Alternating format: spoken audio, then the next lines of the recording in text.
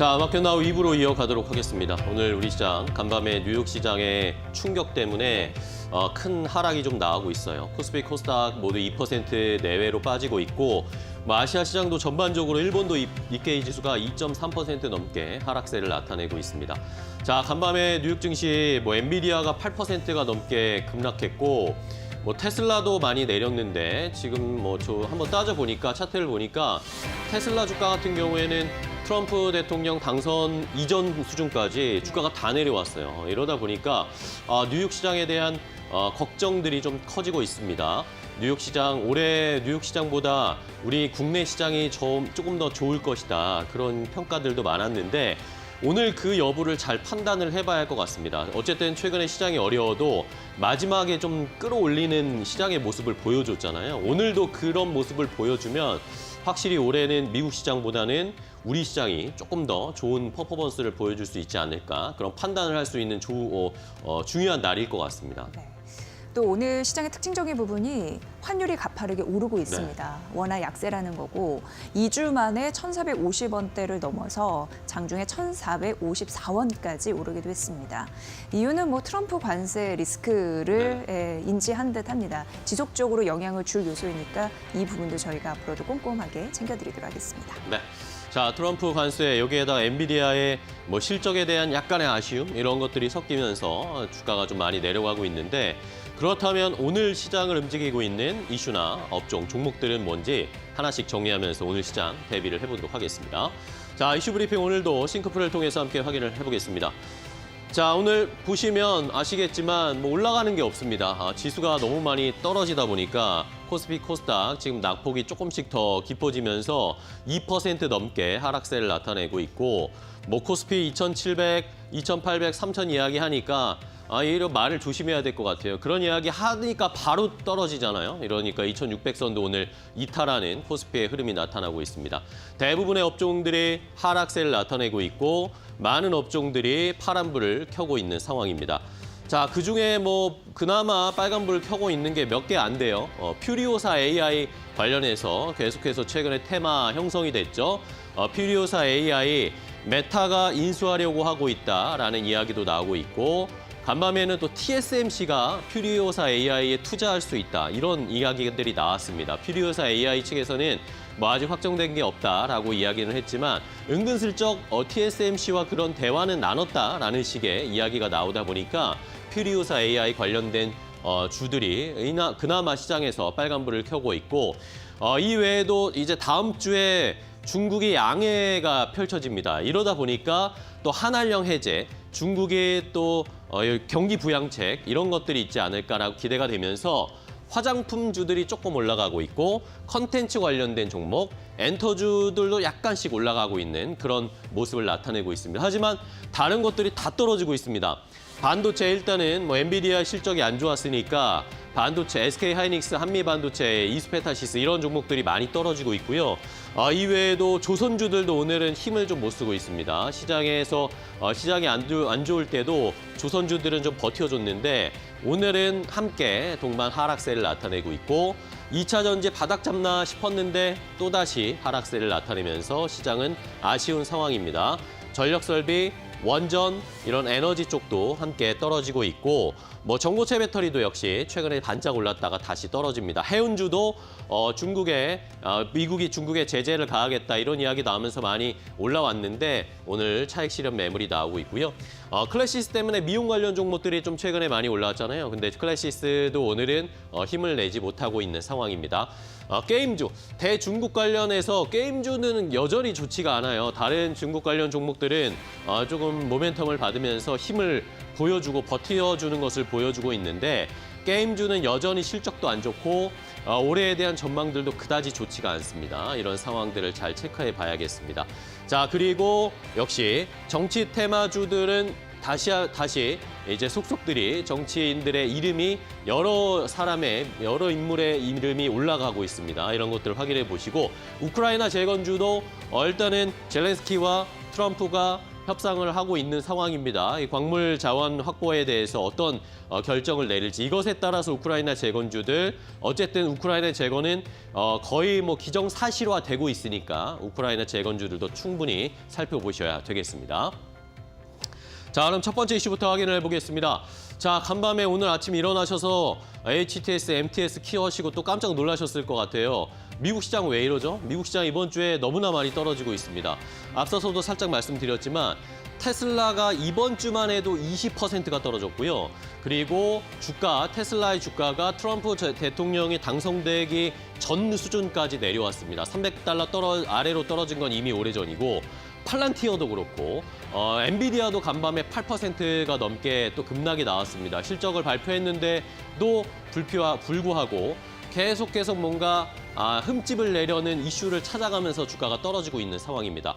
자, 뉴욕 증시 일단은 트럼프 대통령이 관세 이야기를 했습니다. 관세 예정대로 돌진할 것이다, 계속 갈 것이다 라고 이야기를 했고 엔비디아도 역시 충격이었죠. 이러다 보니까 나스닥 지수가 2.78% 떨어졌고 지수 자체로만 봐도 이번 주에 지수가 너무나 많이 떨어졌습니다.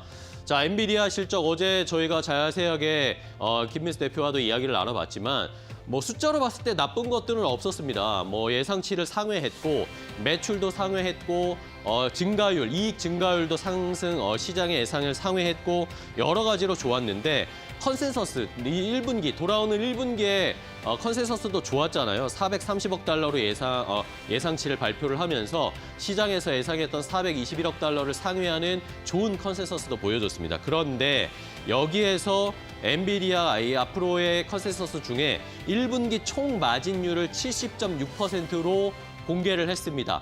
그런데 이것을 지금 꼬투리 잡으면서 차익 실현을 하려는 그런 모습들이 나타나고 있고요.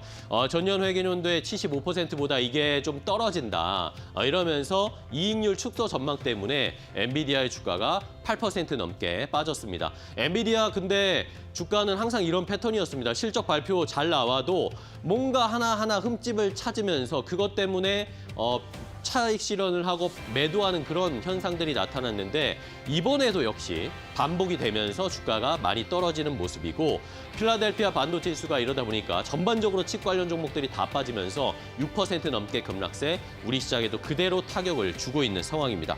자, 그런데 뉴욕 증시가 이렇게 떨어지는 것에 대해서 엔비디아가 이렇게 떨어지는 것에 대해서 시장은 조정이 더 나올 것인지 보다는 오히려 그냥 이게 그동안 많이 올라왔던 뉴욕 증시나 엔비디아 기술주들을 차익 실현하는 요건을 만드는 그런 거리를 만든 것뿐이다라는 그런 해석들도 있습니다. 그러니까 오히려 기회일 수도 있다라는 그런 해석들도 있으니까 시청자분들도 이것에 대해서 한번 잘 판단을 해보셔야 하는 그런 타이밍이 온 것 같습니다.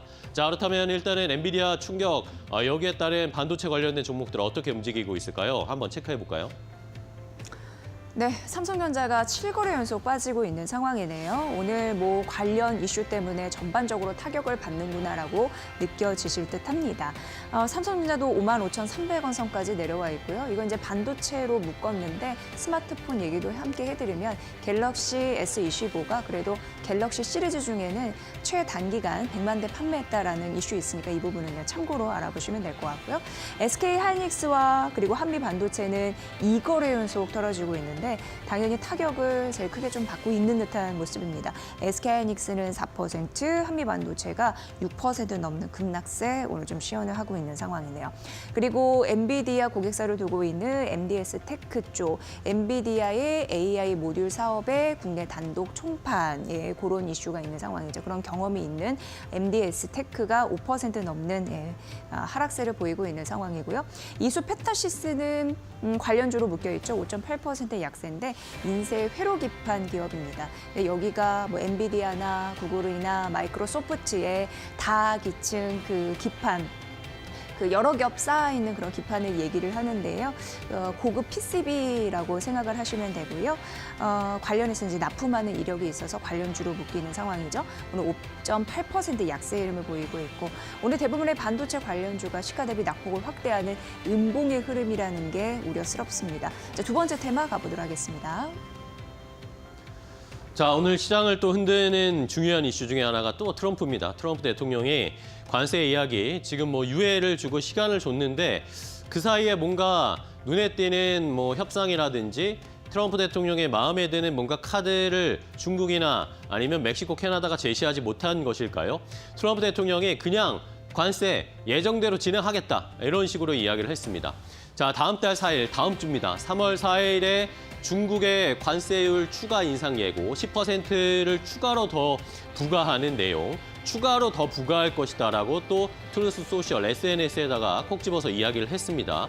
이러면서 중국에 대한 관세 인상 예고를 했고 여기에다가 펜타닐, 이 마약에 관련해서 지금 계속 언급을 하고 있거든요. 트럼프 대통령이.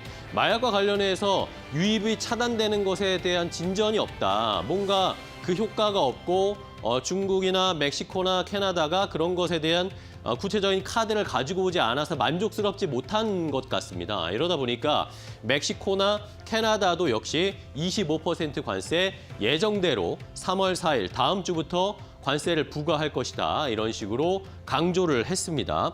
자, 이러다 보니까 시장에서는 부담이죠. 여기에다가 추가 관세 이야기도 역시 상호 관세 이야기도 4월 2일에 예정대로 할 수밖에 없다. 이런 식으로 이야기를 하다 보니까 시장은 또다시 관세에 대한 부담을 받을 수밖에 없었습니다.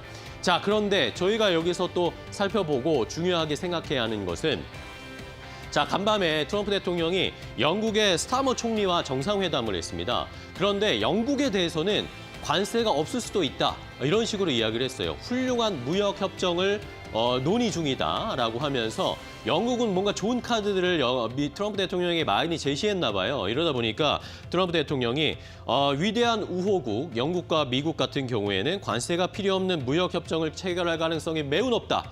이런 식으로 얘기를 하면서 영국에는 또 관세를 부과하지 않을 가능성이 있다. EU와는 또 영국은 별개잖아요. 이러다 보니까 영국 쪽에서는 관세 없을 수 있다. 어떤 카드를 제시했을지 영국 쪽의 카드를 저희 우리나라도 잘 주시하면서 이것을 대응할 필요는 있겠다라는 생각도 듭니다. 자, 그렇다면 관세와 관련된 종목들 오늘 어떻게 움직이고 있을지 함께 체크를 해보겠습니다. 네, 아무래도 뭐 대비 수출 비중이 가장 많은 그런 자동차 부품은 직접적인 타격을 입을 수 있어서 그게 고스란히 투자 전략에 좀 심리에 반영이 되고 있는 상황이고요. 그렇다 보니까 이제 현대차가 오늘 1.8% 추가적으로 빠졌는데 오늘 장중에 52주 신저가를 기록했습니다.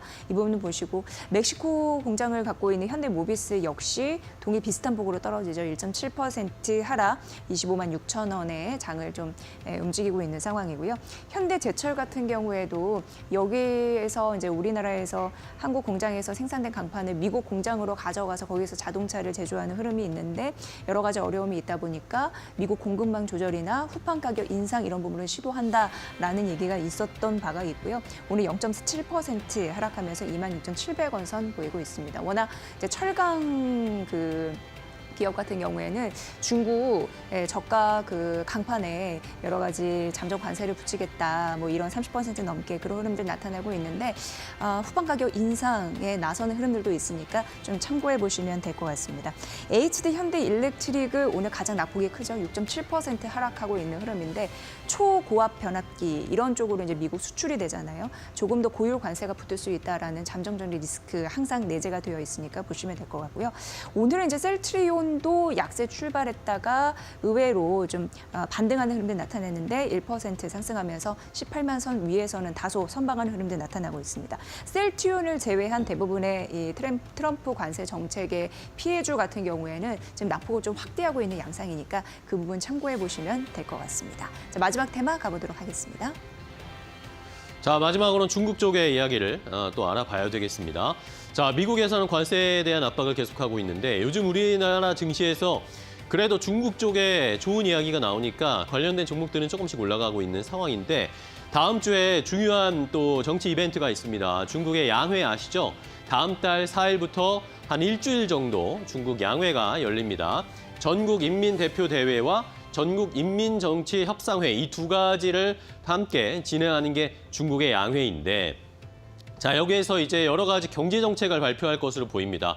경기 부양책, 중국의 올해 경기 어쨌든 성장률은 5%로 제시할 것으로 예상이 되고 있는 상황이고 여기에다가 R&D 투자를 작년보다 훨씬 더 많이 할 것으로 예상이 됩니다. 그러면서 지금 시장에서 나오는 예상치는 한 789조 원을 투자할 것이다. R&D 투자가 정부가 민간 기업 위주로 투자하는 정책을 아마 올해는 발표할 것이다라는 그런 예상들을 하고 있습니다.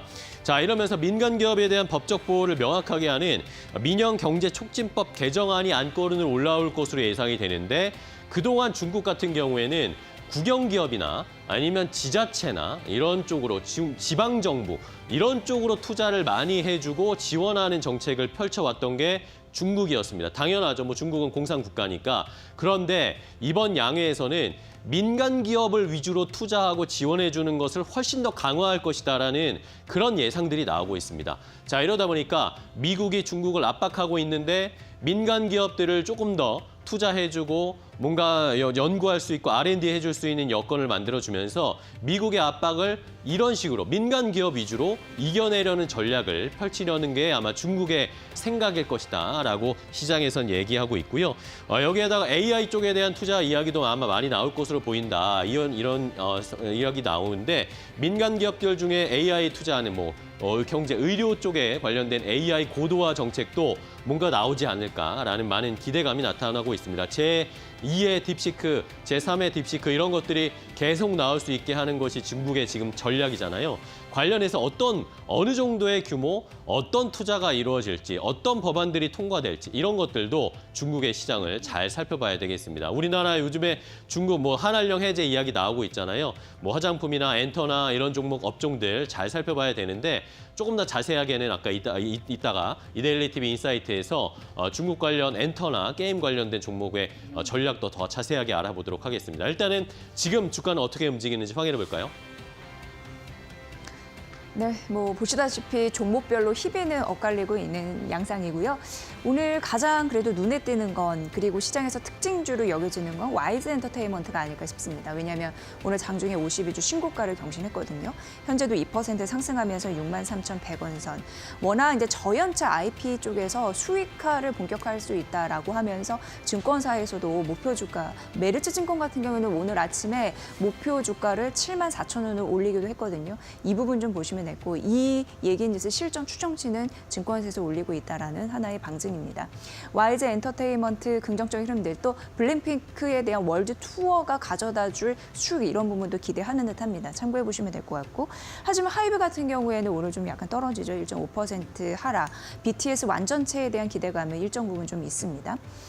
화장품 대형주 중에서는 아모레퍼시픽과 LG 생활건강 오늘 희비가 엇갈리는데 아모레퍼시픽이 해외 매출 중에 중국 매출 비중이 그래도 70%가 넘었습니다만 작년 3분기 기준으로 이게 31%로 쪼그라들었죠. 이건 참고해 보시고 LG 생활건강은 그래도 해외 매출 쪽에서 그 중국 매출이 가장 많습니다. 38.8% 그런 쪽으로 좀 희비가 엇갈리나라는 또 재미있는 생각도 해보게 되면서 오늘 LG 생활건강이 조금 더 우위에 있습니다. 강보합권 상승 32만 1,000원 선 가리키고 있습니다.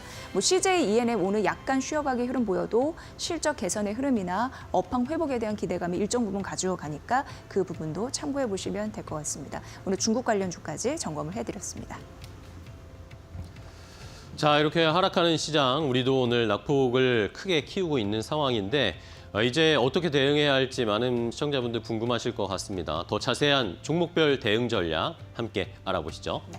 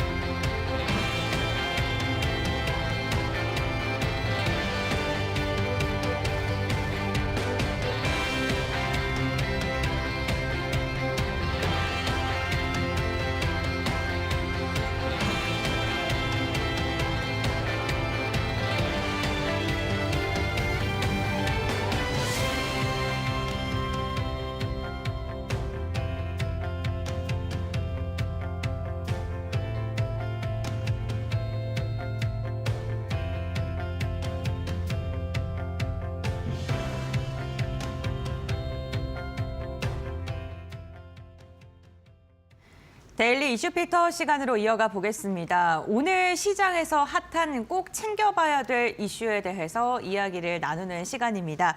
오늘 이 시간 함께하실 대표님 소개해드립니다. 장인투자클럽의 이창대 대표 함께합니다. 안녕하세요. 네, 반갑습니다. 네, 반갑습니다. 시장의 분위기가 2월 마지막 거래일인데 기분 좋게 마무리하면 좋겠습니다만 미증시의 영향을 좀 받고 있는 듯한 모습입니다. 오늘 대표님께서는 시장 좀 체크해볼 만한 포인트 어떤 걸로 조금 보고 계신가요? 제가 이제 이번에 한미 간의 기준금리 격차가 벌어지기 네. 때문에 거기에 대한 주의를 해야 된다라고 말씀을 드렸는데요. 지금 현재 환율 방어가 과연 될 것인지 여부가 굉장히 좀 중요합니다. 근데 이제 환율이 아무래도 좀 치솟을 가능성이 높아요. 왜냐하면 일단 우리나라가 먼저 선제적으로 기준금리 인하를 했고 외국인들 자금도 지금 계속해서 이탈을 해나가고 있는 시점입니다. 미국의 이제 기준금리가 더 높다 보니까 미국 쪽으로 돈이 더 몰릴 가능성이 높고요. 그리고 두 번째로는 일단 시장이 한번 충격을 받거나 미국 증시가 충격을 받으면은 전 세계적인 증시 충격으로 좀 전이가 될 가능성이 높습니다. 그래서 사실상 서프라임 모기지 때도 그랬지만 미국발 리스크가 터지면서 이 증시가 무너졌지만 주변국들의 영향을 더 크게 받았어요. 그리고 그 과정 안에서 이게 글로벌 침체로 간다, 글로벌 타격으로 간다라고 했을 때는 결국 미국이 더 메리트가 있기 때문에 그리고 더 안정성이 있기 때문에 미국으로 돈이 더 응집되면서 모이는 효과를 발휘합니다. 자, 그렇게 되면 한국에서는 돈이 빠져나가는 속도가 더 빨라질 거예요. 이렇게 되면서 이제 환율 방어가 어려워지고 발작성 환율 급등이 좀 나올 수가 있는 거거든요. 그래서 한번 같이 보시게 되면 이미 이제 작년 연말부터 미증시 같은 경우에는 계속 좀 고점 돌파를 해주지 못하면서 사실상 이제 상승에 대한 압박을 많이 받고 있었습니다. 그래서 나스닥 같은 경우에도 지금 차트를 보시게 되면 계속해서 저항을 맞고 있는 모습을 확인할 수 있었죠. 이건 이제 하방 지지나 상방 지지를 보여줄 때도 많이 나오는 건데 같은 부분을 계속 두드리면 그것을 이제 돌파하지 못했을 때 이제 차익 실현 물량이 나오게 됩니다. 지금 보시게 되면 나스닥뿐만 아니라 S&P 500 같은 경우에도 무너지기 시작했고 다우 같은 경우에도 마찬가지죠. 제가 이제 계속 거듭 말씀드리고 있는 게 올해 2월부터 이제 서서히 경기 지표가 삐걱거리는 것들이 보여지기 시작할 것이다. 왜냐하면 연말 특수가 이제 없어졌기 때문에. 그리고 이제 관세 얘기가 나오고 있기 때문에 스태그플레이션 우려가 계속되고 있다라고 말씀을 드렸죠. 그런 관점 하에서 이제 시장에 드러나고 있는 거라고 보시면 될 것 같고요. 결국 이제 시장에 타격이 오면서 무너지고 있는 건 이미 벌어진 일입니다. 앞으로 어떻게 될 것인지를 우리가 봐야 하는데 저는 여러 가지 경기 지표들은 앞으로 계속 안 좋을 거라고 보고 있어요. 언제까지? 기준금리를 공격적으로 인하할 때까지. 자, 이렇게 이제 차익 실현 물량이 나오면서 이제 지수가 무너지기 시작하면 연준은 더 압박을 많이 느끼게 됩니다. 어떤 압박을 느끼게 되냐면 기준금리 인하 압박을 많이 느끼게 돼요. 그래서 그 과정 안에서 이제 기준금리 인하 압박을 느끼게 될 건데 물가는 제가 이제 WTIU가 계속 떨어지고 있는 시점이라 뭐 간밤에 좀 올라가긴 했지만요. 전체적인 추세가 이제 하방 추세라 관세로 인한 타격이 생각보다 크지 않다라고 하면은 혹은 그 리스크가 시장에 충분히 반영이 되고 난 이후에는 기준금리 인하가 공격적으로 진행이 될 것이고 그 이후에 대시세가 나올 거예요. 그래서 지금의 이제 충격은 앞으로 엄청난 대시세를 가져가기 전에 커지는 변동성을 보여주고 있는 거라고 생각하시면 됩니다.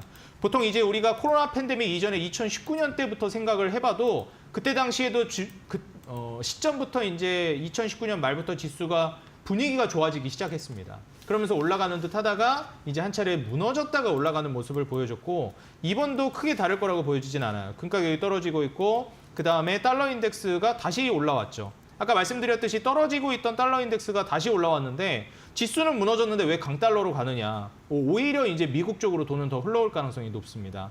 그래서 이런 부분들을 좀 체크해 보신다면 당분간 지수는 좀 어려울 수 있겠다. 지금 코스피 같은 경우에도 지수가 갭으로 무너지면서 떨어지고 있기 때문에 현금 확보가 어느 정도 좀 되어 있는 상태에서 저는 투자를 하시라 말씀드리고 그러면 그냥 전부 다 현금 확보하거나 혹은 인버스 투자 같이 하방 베팅을 하는 건 어떨까요? 하시는 분들이 있습니다.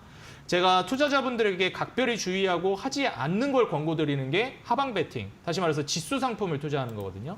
장기적으로 상방을 우리가 믿을 수 있지만 이 충격이 얼마나 깊을 것인지, 얼마나 길어질 것인지를 예측하는 건 저는 날씨를 예측하는 것과 비슷하다라고 말씀드리고 싶어요. 이거를 내가 완전히 맞추겠다라고 하는 것은 저는 어떻게까지 표현하냐면 이 인간이 부를 수 있는 좀 오만에 가깝다라고 생각합니다. 날씨를 뭐 예측은 할 수 있겠지만 정확히 맞추겠다라는 건 정말 어려운 영역이거든요. 그래서 그런 부분들은 물론 자신이 있으면은 상관이 없겠지만 각별한 주의가 필요하다 말씀을 드리고요. 현 시점에서 시장이 어려워질 수 있다라는 거, 이게 완전히 단발성으로 끝나진 않을 것이다. 한 수개월 정도 어려워질 것이다. 이렇게 좀 보시는 게 좋아요. 한 올해 중순 정도까지 어려워질 수 있거든요. 이 스태그플레이션 우려가 이제 해소되고 충분한 낙폭이 떨어지면 그 이후에는 이제 대시세를 보여줄 수 있기 때문에 우리가 앞으로 이번에 하방 베팅이 나온다 하더라도 그 이후에 장기적으로는 충분히 다시 말아올릴 업종이나 이런 쪽을 투자를 고려하시고 좀 떨어지더라도 버티면서 가는 게 중요합니다. 다만 이거는 지금은 강세를 띄었지만 앞으로는 좀 어려울 수 있겠는데 이런 업종들은 좀 차익 실현 물량을 하고 빨리 현금 확보하시는 게 중요하겠습니다. 알겠습니다. 우리 시장 위험 회피 심리가 크게 증가하면서 9거래일 만에 2,600선 내어주는 모습 나타나고 있습니다. 달러의 강세 그리고 외국인의 자본 유출 등으로 이제 환율적인 부분에 대해서 좀 계속해서 좀 체크를 해 보셔야 될 것 같은데 지금 뭐 다행이라고 해야 될까요? 뭐 우리 시장의 문제만은 아니고요. 일본 같은 경우에도 오늘 지금 니케이 지수가 2.6%가량 빠지고 있는 상황이고 그리고 또 긍정적인 기대를 조금이나마 해볼 만한 게 미국 선물 시장에서 지금 나스닥 100이라던가 S&P 500이 상승을 지금 하고 있다는 점은 좀 함께 체크해 보시면 좋을 것 같습니다. 이렇게 지수 리뷰를 한번 들어봤고요. 그렇다면요, 대표님께서 우리 시장에서 눈여겨보고 있는 종목, 그러니까 앞으로 진짜 잘 갈 것 같은 섹터를 선별을 잘해야 될 것 같거든요. 네. 첫 번째 어떤 거 선정하셨을까요? 일단 저는 이제 장기적으로 계속 좋을 만한 섹터와 지금 네. 단기적으로 좀 주목을 받으면서 움직일 만한 섹터를 분류를 했는데요. 지금 첫 번째로 말씀드릴 게 뷰티입니다. 뷰티요. 네, 요거는 이제 장기적으로도 물론 볼 수는 있겠지만 좀 단기적인 한 스윙 관점으로 이제 보시는 게 더 적합하다라고 보여져요. 일단 이번에 5월 달에 한알령 해제 기대감이 있습니다. 어제도 한번 언급을 드렸죠. 그래서 엔터 관련해서도 좀 언급을 드렸는데 그만큼이나 지금 좀 부각을 받고 있는 게 바로 이제 뷰티 산업입니다. 사실 엔터는 저는 장기적으로도 좋다고 보는데 뷰티는 어느 정도 이게 좀 장기적으로 보기에는 아직은 좀 시기상조가 아닌가 생각이 들고 많이 올라간 종목들도 있어요. 그래서 그런 종목들은 뭐 앞서 말씀드렸듯이 어제도 공매도가 재개되게 되면 3월 말에 공매도 타겟팅이 될 수 있거든요. 기술적으로 많이 올라갔기 때문에 그런 점을 좀 주의하셔야 되겠다 말씀드리고요. 결국 이제 한국의 문화산업이 꼽히면서 미디어 문화산업이 세계화에 성공하고 있습니다. 거기에 따라서 같이 따라오는 게 뷰티 쪽이거든요. 그래서 우리가 영화라든지 드라마라든지 그리고 가수들의 이제 노래라든지 이런 것들이 세계화에 성공하게 되면 문화산업이라든지 식문화, 그다음에 뷰티 산업 이런 것들이 자연스럽게 따라갑니다. 그래서 최근에 이제 삼양식품이라든지 불닭볶음면 이런 것들도 엄청난 세계화에 성공하면서 주가를 밀어 올렸죠. 같이 보시게 되면 최근에 이제 뷰티 관련된 섹터는 몇 가지를 나눌 수 있어요. 화장품이 있고 그다음에 피부 시술 해당되는 종목들이 있고요. 그다음에 뷰티 디바이스라고 얘기하는 기기들이 있습니다. 먼저 피부과 시술 이런 쪽으로 해당되는 종목부터 한번 같이 볼 건데요. 휴젤 같은 기업이 있습니다. 휴재. 네, 휴젤 이제 최근에 주가가 정말 많이 올라가고 있는데 뭐 이전부터 제가 강조를 드렸는데 먼저 나왔다면 좀 일찍 말씀드렸을 건데 걱정하지 마세요. 네. 지금 조정이 나올 때 오히려 기회로 담아볼 만한 종목도 제가 이제 같이 준비해 왔습니다. 일단 휴젤 같은 경우에는 우리가 이제 그 비만 치료제 싹센다 이후에 이제 위고비가 들어오기 시작하면서 미국에서도 이제 위고비가 출시되면서부터 비만 치료제 시장이 엄청 커졌거든요. 주사를 이제 좀 뭐라고 해야 될까요? 너무 자주 맞아야 되는 거였는데 이제는 좀 텀이 길어지면서 그렇게 자주 맞지 않아도 되는 걸로 개선된 거잖아요. 네. 위고비가. 그래서 위고비가 출시되면서부터 비만 치료제 시장이 엄청 커졌는데 우리나라도 이제 위고비 출시되면서 본격적으로 확장이 기대가 됐어요. 제가 이전에도 계속 강조드렸던 건데 우리나라에서는 뭐 미국 주식이나 해외 주식 하는 거면 모르겠는데 한국 주식 하시는 분들은 비만 치료제 시장은 단발성으로만 보시지 그걸 길게 보실 거는 안 된다. 왜냐하면 우리나라가 비만 치료제로 지금 글로벌 시장을 주도하고 있는 건 아니거든요. 뭐 일라이 릴리라든지 노보노디스크가 주도하는 거죠. 근데 비만 치료제 시장이 커지면서 우리나라가 주도하고 있는 시장이 커지는 업종이 있어요. 그게 거예요? 이제 휴젤의 톡신 시장이거든요. 네. 그래서 지금 현재 톡신 시장 같은 경우에 비만 치료제랑 무슨 상관이 있냐? 우리가 살을 단기간에 빼게 되면 살이 처집니다. 그래서 항상 이 다이어트라든지 급속도로 살을 빼는 상품이 이제 네. 가게 되면 이 리프팅 시장이 같이 따라오게 되어 있어요. 후발주자로서. 근데 비만 치료제 시장은 우리나라가 강세가 아니지만 리프팅 시장, 톡신 시장, 보톡스 이쪽은 우리나라가 세계적으로 유명하거든요. 그래서 현재 보톨리늄 톡신을 기반으로 한 휴젤이 상당히 강세를 띠고 있고 앞으로도 이제 추세를 이어질 가능성이 좀 강하다라고 보고 있습니다. 주가가 많이 올라갔음에도 불구하고 시장이 이렇게 충격이 나오는데도 비교적 시장 충격 대비 방어를 잘해주고 있다라고 보여져요. 그래서 톡신 이후에 파마리서치라는 종목 같은 경우에도 지금 오히려 이제 신고가 랠리를 최근에 계속 보여주고 있습니다. 네. 미국에서도 굉장히 좀 유명한데 리쥬란, 콘쥬란으로 유명하죠. 연어 생식기 세포를 이제 접목했다라고 얘기하는데 이 리쥬란, 콘쥬란 제품 이제 맞은 거를 보면은 이게 피부가 굉장히 좀 뭐라고 해야 될까요? 이게 울긋불긋해지면서 리쥬란이요? 네, 네. 조금 제가 보기엔 좀 징그럽더라고요. 네. 그래서 야, 이게 아름다워지고 멋있어지는 게 쉬운 그리고 게 아파요. 아니구나. 엄청 아프다 네. 그러더라고요. 그래서 쉬운 게 아니구나. 근데 이렇게 잘 나가는 걸 보면서 놀랍다 좀 생각을 했습니다. 이게 해외에서도 굉장히 좀 각광을 받고 있기 때문에 휴젤이나 파마리서치는 계속 관심 있게 보는 게 좋겠고요. 이제 이런 종목들이 너무 많이 올랐다라고 생각할 수 있어요. 자, 그렇게 되면 이제 대체로 볼 수 있을 만한 게 TNL 같은 여드름 패치제, 마이크로니들 제품으로 유명한 뷰티 제품, 아마존에서 유명하거든요. 이런 쪽이나 APR 같은 이제 의료 뷰티가 아니라 뷰티 디바이스, 지금 유럽 진출까지 이제 진행이 되면서 부각되고 있는 종목 중에 하나입니다. 그래서 이런 관심 종목들을 한번 지금 관심 종목에 넣어놓고 같이 보신다면 이 트렌드, 흐름을 파악하는 데 도움이 될 테니까요. 제가 언급해드린 종목들은 관심 있게 한번 보시기 바라겠습니다. 알겠습니다. 뷰티 관련된 이슈 가장 먼저 이야기해 주셨고요. 그럼 두 번째 이슈로는 제약바이오를 선정해 주셨는데 제약바이오를 선정하신 이유는 어떤 것 때문일까요? 아무래도 이번에 시장이 좀 충격이 오면서 제약바이오 쪽도 지금 전반적으로 무너지고 있어요. 네. 그래서 오히려 이제 지금 두각을 드러내면서 잘 가고 있는 섹터도 있지만 지금 조정이 나오는데 그거를 기회로 삼아 볼 수 있을 만한 섹터도 봐야 한다라고 생각합니다. 오르고 있는 것만 보면 안 되니까요. 네. 그래서 오히려 이제 나는 오히려 떨어질 때를 기회로 포착해서 눌림목이나 이럴 때 매수하는 걸 좋아한다. 그런 투자자분들은 지금 제약바이오와 로봇을 보는 걸 권장드리고 싶습니다.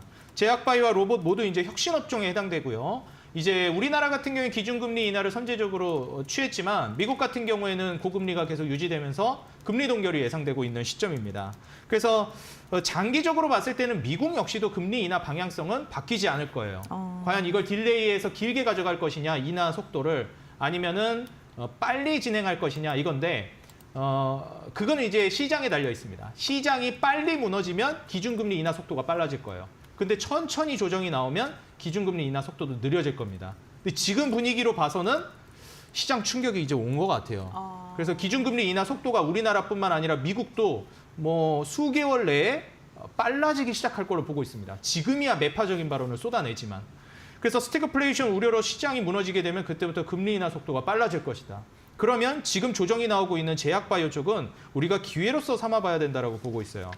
지금 최근에 이제 부각이 됐었던 셀트리온 같은 경우에도 주가가 이제 한 차례 좀 올라가고 있고 그랬었는데 다른 제약바이오 종목들 대비 많이 못 갔습니다. 삼성바이오로직스라든지 알테오젠이라든지 뭐 리가캠이라든지 시장에서 핫했던 섹터의 종목들 있죠. 그런 종목들 대비해서 대표적인 대장주임에도 불구하고 많이 못 간 종목이 셀트리온이고 그리고 이제 유한양행 같은 경우에는 주가가 많이 올라가긴 했지만 오랜 시간 동안 이제 좀 조정을 보여주고 있는 시점이라 이번 시장 하락이 나오면서 주가들이 급격하게 무너진다라고 하면 좀 눈여겨볼 만하다라고 생각이 듭니다.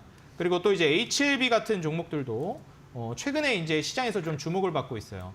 근데 HLB 같은 경우에 제가 좀 주의를 드리고 싶은 게 기업이 안 좋다 뭐 이런 걸 떠나서 일단 HLB뿐만 아니라 요즘에 이 제약바이오 트렌드가 많이 바뀐 거를 저는 설명드리고 싶어요. 이제 HLB를 보시게 되면은 여전히 적자를 보고 있는 기업이거든요. 과거에 이제 한국의 제약바이오 시장 같은 경우에는 기대감만으로도 뭐 임상 몇 상 성공했다 하면서 올라가지고 당장 이익이 구조화되지 않았음에도 불구하고 기대감만으로 많이 올라가는 시장이었습니다. 그래서 제약바이오에 대한 부정적인 인식이 엄청 강했어요. 근데 한국의 제약바이오 시장이 체질 개선에 성공했고 요즘 제약바이오는 옛날하고 비교하시면 안 됩니다. 진짜 이익이 구조화되고 있고 실제적으로 해외에서 인정받으면서 돈을 막대하게 벌어들이고 있는 기업들이 많아졌거든요. 그래서 HLB 물론 이제 기대감이 많은 기업이지만 초보 투자자분들이라면 이익이 가시화에 들어서고 그리고 앞으로 이제 이익 전망이 굉장히 유망한 제약바이오 쪽으로 눈을 돌리는 게 저는 좋을 것 같다라고 말씀을 드려요. 그런 관점에서는 뭐 앞서 말씀드린 삼성바이오로직스라든지 네. SK바이오팜이라든지 그다음에 뭐 알테오젠, 그다음에 뭐 리가캠 이런 종목들이 조정이 한번 이번 시장에서 크게 나온다라고 하면 기회로 삼아 보시는 게 어떨까? 저는 이렇게 좀 조언을 드리고 싶습니다. 네, 알겠습니다.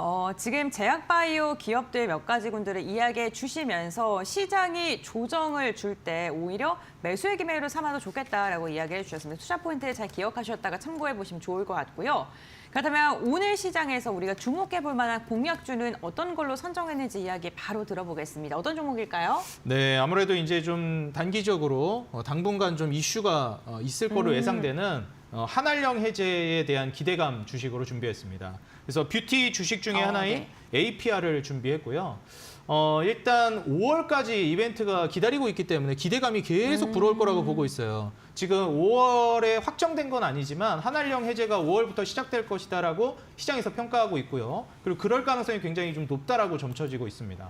물론 뒤로 딜레이 될 수도 있고 좀 빨라질 수도 있겠지만 5월 정도를 기점으로 놓고 보게 되면은 지금 대략 한 2달 정도의 시간이 남아 있단 말이죠. 그래서 한 2달간은 뷰티 쪽, 그다음에 엔터 쪽, 뭐 미디어 컨텐츠 쪽이 수혜를 받을 가능성이 높아요. 뭐 컨텐츠는 저는 3G 엔터 한 종목만 좀 관심 있게 보고 있긴 한데 뷰티 쪽에서는 지금 APR이 상대적으로 주가가 많이 못 올라갔기 때문에 시장이 이렇게 무너지고 있는 관점에서는 비교적 안정성을 기술적으로 가져가 볼 수 있을 만한 종목이라고 봅니다. 지금 APR 같은 경우에는 화장품뿐만 아니라 뷰티 디바이스 이러한 이제 제품들이 유럽 판매가 본격화되고 있어요. 그래서 지난해 역대 최대 실적을 달성했고요. 해외 매출은 전년 대비해서 135% 급증했습니다. 제가 항상 이제 기업들을 설명드릴 때 단순히 차트가 좋다, 뭐 성장한다 이런 것만 보는 게 아니라 차트가 상방 추세로 돌아섰는지 그리고 두 번째로 재물을 볼 때는 많은 투자자분들이 외형 성장만 보세요. 매출이 늘어난다든지 매출만 늘어나면 안 되거든요. 이익도 늘어나야 되거든요. 근데 여기서 또 실수하시는 게 뭐냐면 이익만 늘어나는 것까지만 보세요.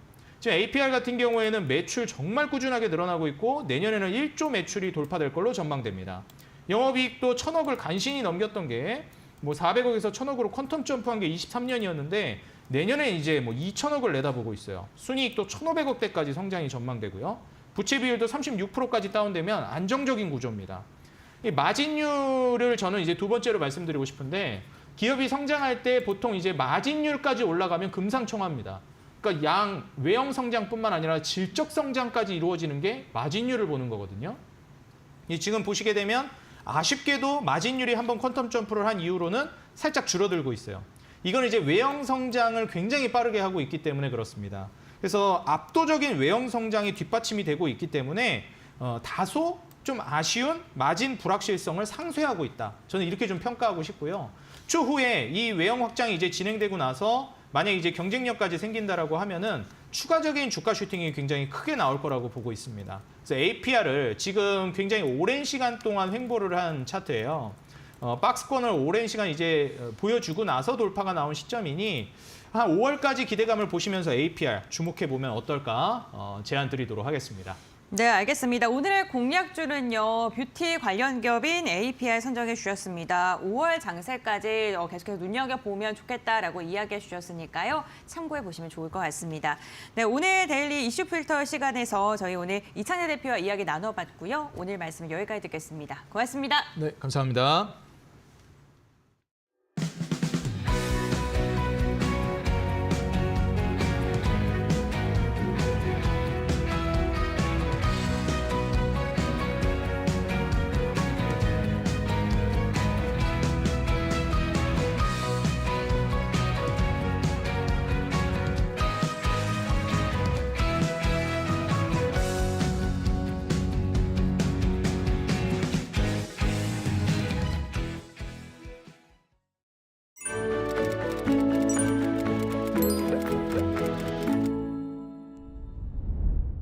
(2025년 2월) 엔비디아의 지난 4분기 실적 발표 후 어닝콜에서 젠슨왕 CEO는 에이전트 AI에 대한 코멘트를 남겼는데요.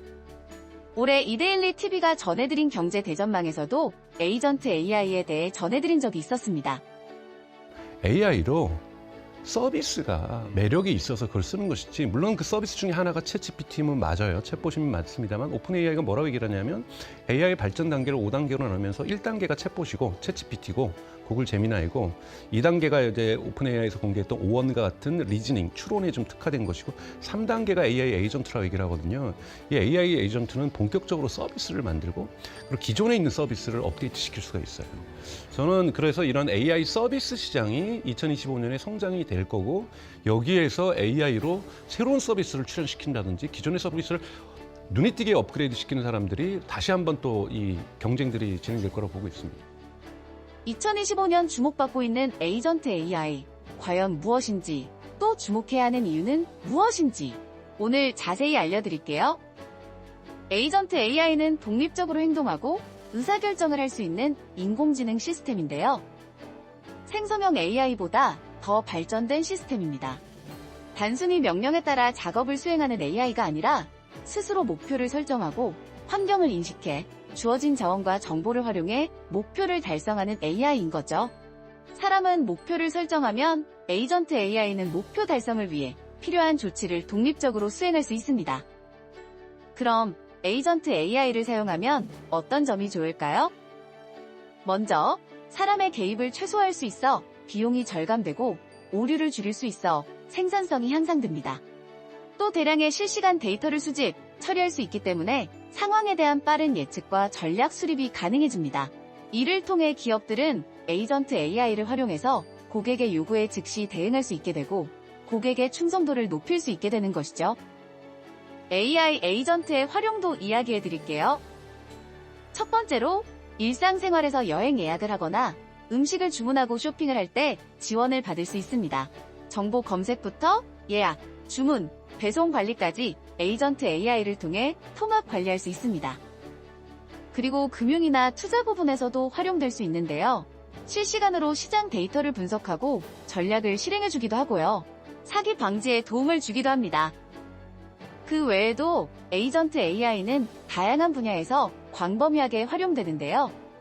기존 AI와 달리 행동을 수행할 수 있기 때문에 의료, 제조, 자율주행, 교육 등의 분야를 포함해 점점 서비스의 범위를 늘려가고 있습니다. 하지만 이러한 발전과 함께 윤리적인 고민도 필요하다는 지적이 나오는데요.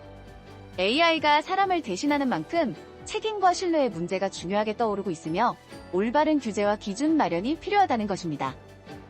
이미 우리 삶에 깊이 들어와 있는 에이전트, AI, 앞으로도 더욱 발전하며 우리의 생활을 바꿔나갈 텐데요.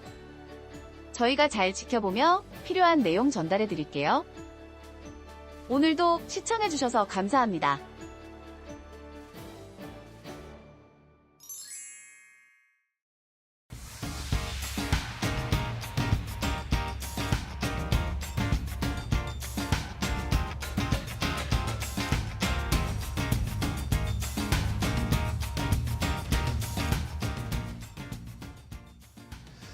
자, 마켓나우 2부 함께하고 계십니다.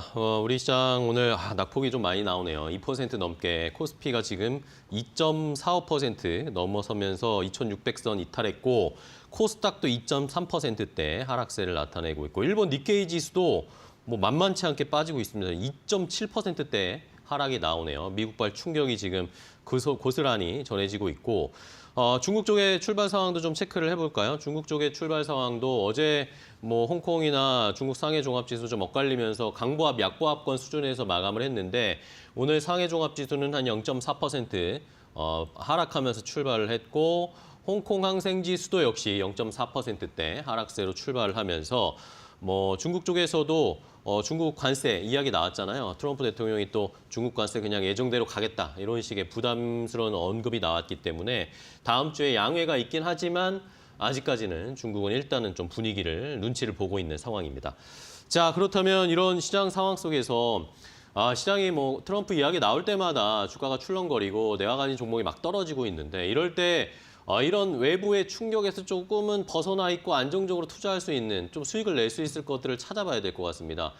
중국 이야기 아까 살짝 해드렸는데 중국 관련해서 조금 최근에 분위기가 좋은 엔터나 게임 이쪽의 분위기 한번 확인해 보겠습니다. 자, 현대차증권의 김현용 연구원과 함께하겠습니다. 연구원님 안녕하세요. 네, 안녕하십니까? 네, 오랜만에 뵙습니다. 아, 예, 반갑습니다. 네, 이 자리에 나오셔가지고 좋은 얘기 많이 해주셨는데 네. 오늘은 아무래도 뭐 제가 서두에 말씀드린 것처럼 네.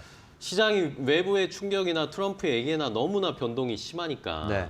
이런 상황에서는 결국에 우리가 찾을 수밖에 없는 게 뭐 관세의 영향을 덜 받는 그런 업종. 네. 뭐 조선 같은 경우에도 어쨌든 뭐 그런 궤를 같이 하잖아요. 조선 맞습니다. 다른 것들은 다 관세 부과하지만 조선은 우리에게는 어쨌든 미국이 손을 먼저 내밀었으니까 네네. 여기에다가 트럼프의 수혜도 얻고 뭐 실적도 개선되고 있고 네. 이런 것들을 보면 그런 게 뭔가 있을까 저도 찾아보다가 네. 어제 그냥 문득 엔터가 눈에 확 띄더라고요. 아, 맞습니다. 엔터도 약간 그런 궤를 같이 하지 않나요? 아, 물론입니다. 네, 엔터도 관세를 부과하지 않을 네. 가능성이 높은 업종이고 네네. 여기에다가 중국에 관련된 한한령 해제 이야기도 있으니까. 네네.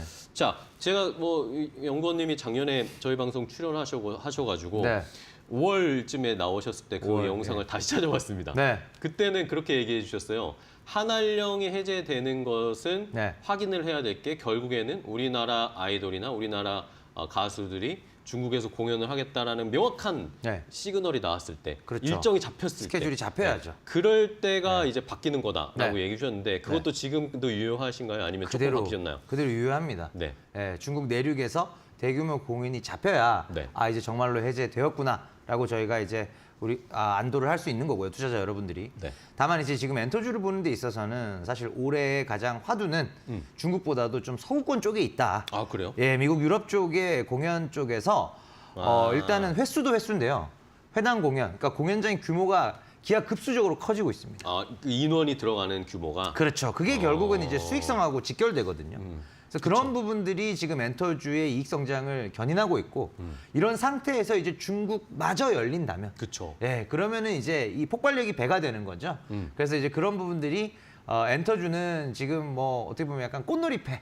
예, 미국 네. 유럽 쪽도 너무 좋아지는데 중국 중국까지 쪽도 열리면 작년 재작년하고는 확실히 분위기 다르거든요. 한한령 그쵸. 해제에 대한 상당히 구체적인 어떤 타임라인과 어떤 액션들이 언급이 되는 상당히 구체적인 기사들이 나오기 시작했어요. 그쵸. 이런 부분들이 이제 엔터주에 대한 기대감을 더 높이는 요소로 작용하고 있습니다. 자, 그러면 말씀해 주신데 어쨌든 뭐 북미나 네. 다른 쪽의 공연은 이 실적을 어쨌든 베이스를 깔아줄 맞습니다. 수 있는 네. 숫자를 보여줄 수 있는 좋은 공연 확대되는 모습들이 나타나고 있고 네네. 더 주가적인 측면에서 봤을 때는 주가를 더 부양시켜주고 끌어올려줄 수 있는 거 결국 중국 아닙니까? 네네. 그렇죠? 말씀해주신 대로 구체적인 이야기들이 나오고 있는데 네. 뭐 다음 달에 뭐 문화 교류단이 그렇죠. 올 것이다. 한국에 와서. 네, 온다. 네. 뭐 시진핑 주석이 에이펙에 온다. 네. 뭐 이런 이야기들이 나오고 있는데 네. 그러면 확실히 작년보다는 한한령에 대한 구체적인 우리가 기대나 네. 준비를 해볼 수 있다라고 보시는 거예요? 맞습니다. 그래서 해제 분위기를 결국은 이제 지금도 이제 팬미팅 정도의 작은 규모의 어떤 공연들은 중국 내륙에서 일부 있었습니다. 근데 이제 결국은 최소한 아레나급에서 대규모 공연이 가능할 것이냐 저는 조심스럽지만 올 하반기에는 그래도 좀 기대를 해봐도 되지 않을까 싶고 그렇다고 했을 때는 이제는 얼마만큼 파급력이 있을까를 우리가 한번 계산을 해볼 필요가 있지 않습니까? 그쵸. 그런 관점에서 본다면 지금 올해 K-팝의 공연 시장이 연간으로 봤을 때는 한 1,700만 명 정도 모객을 예상하고 있거든요. 이 가운데 이제 중국이 열렸을 때 이 숫자에는 중국이 포함이 안 돼 있습니다. 근데 이제 중국이 열렸을 때는 1년에 한 그래도 150만 명 이상은 추가가 될 것으로 기대하고 있고요. 그렇게 본다면은 약 한 10% 정도의 효과가 일단은 실적상으로 이제 10% 그리고 이제 중국이 열리게 됐을 때 결국 내년부터는 이 150만이라는 숫자가 더 올라가잖아요. 올라가겠죠. 거기에 대한 기대감으로 본다면 주가의 선반영 특성을 감안하면은 주가상으로는 한 15에서 20%도 추가적인 우리가 알파를 기대해 볼 수 있을 상황이라고 판단하고 있습니다. 네.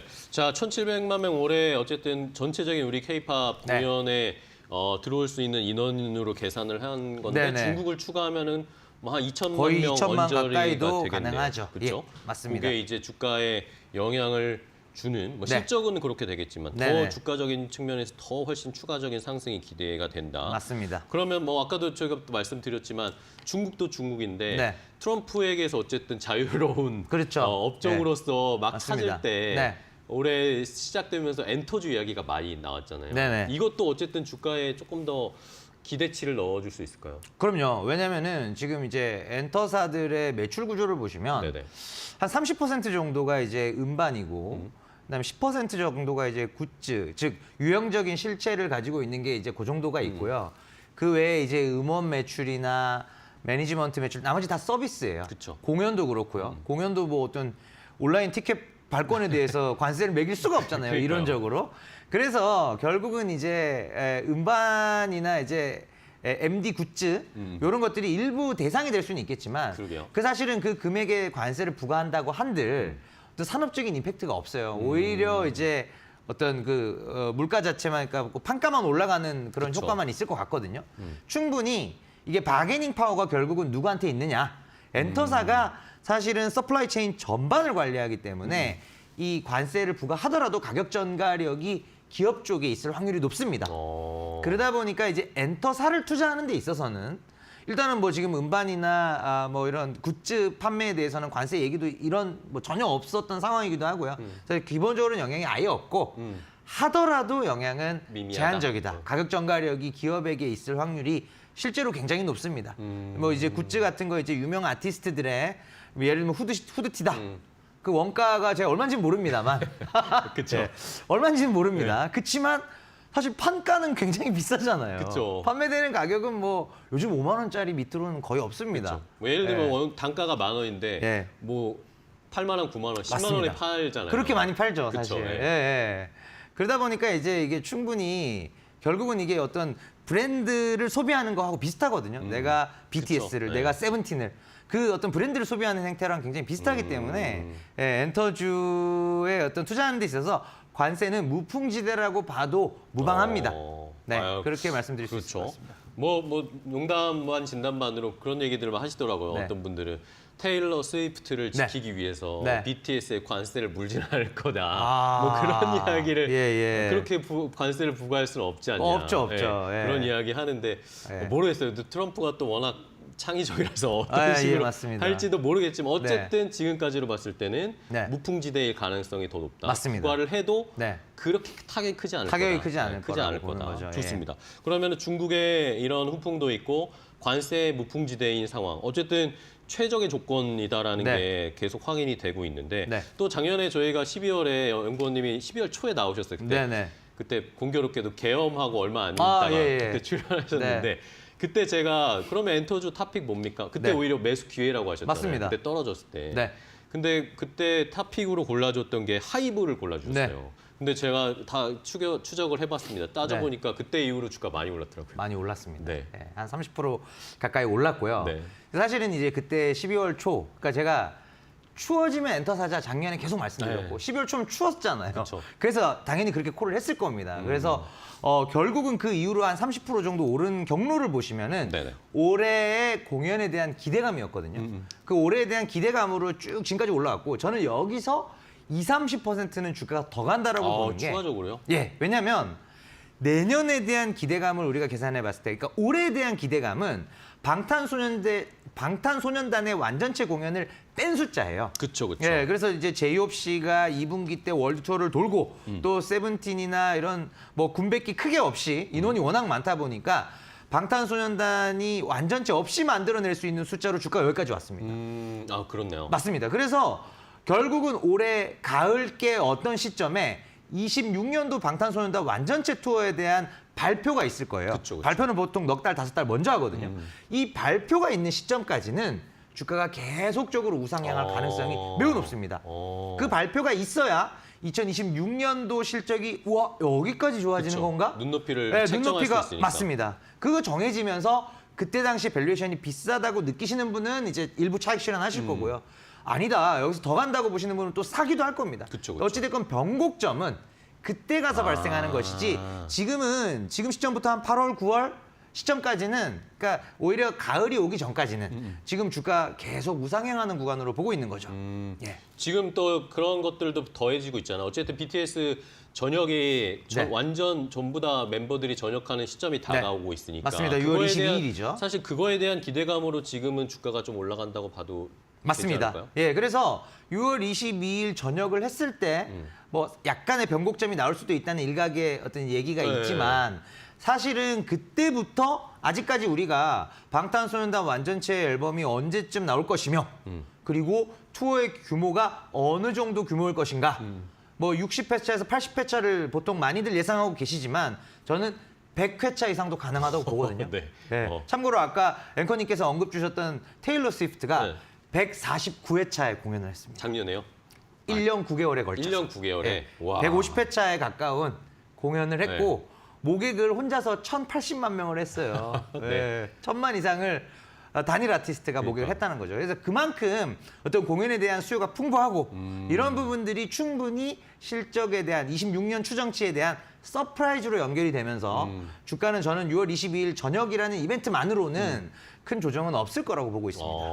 그렇습니다. 어쨌든 뭐 그동안 완전체 공연을 뭐 불가피하게 군 생활 때문에 못했으니까 네네. 또 원하는 수요도 굉장히 많을 거고 매우 많죠. 그렇죠? 네. 그런 걸 또 다 그동안에 한풀이 하듯이 다 또 공연을 맞습니다. 해야죠. 네. BTS도. 무려 6년간 응축된 수요가 그쵸. 네. 터질 수 있는 한 번에 상황이니까. 폭발적으로 나올 것 같습니다.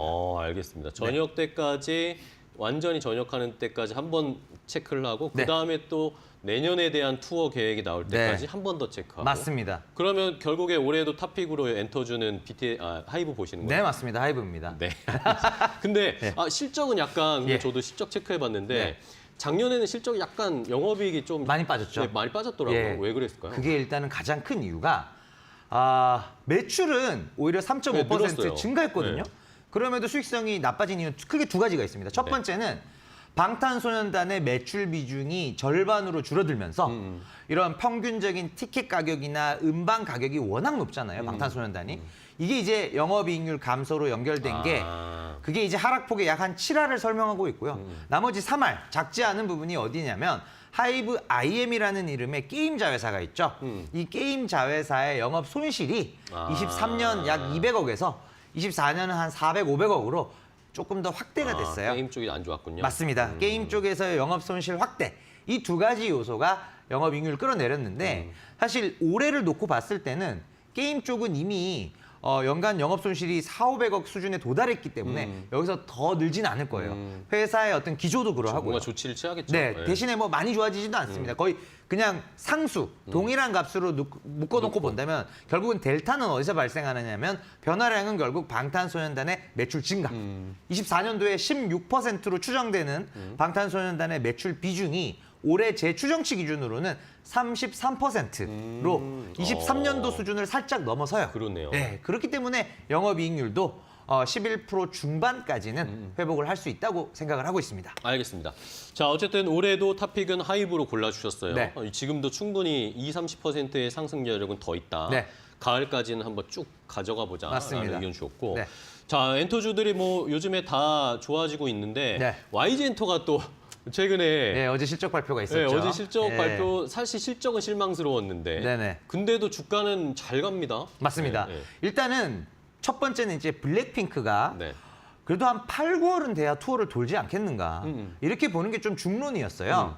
근데 7월 5일부터 우리가 예상했던 시점보다 빨리. 한 2달 이상 빠른 시점에서 근데 시점도 빨랐는데요. 또 하나가 있었던 게 투어 규모가 훨씬 커졌습니다. 어느 정도? 직전 22, 23 월드 투어에서는 네. 한 번 공연했을 때 평균적으로 한 4만 명, 한 3만 8천 명, 요 정도 규모의 공연장에서 공연을 했거든요.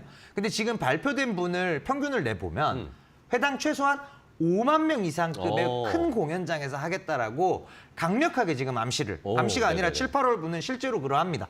그래서 5만 명 이상이기 때문에 3만 8천 명에서 5만 명만 감안해 보셔도 30% 증가잖아요. 그쵸, 예. 네. 그러니까 동일한 회차 수를 진행한다면 최소한 30% 이상 공연 규모가 커지고요. 커지네요. 그리고 두 번째가 어제 실적이 24년도 1분기, 2분기, 3분기 계속 적자 내다가 4분기 때 영업이익 10억 원으로 깜짝 흑전을 했어요.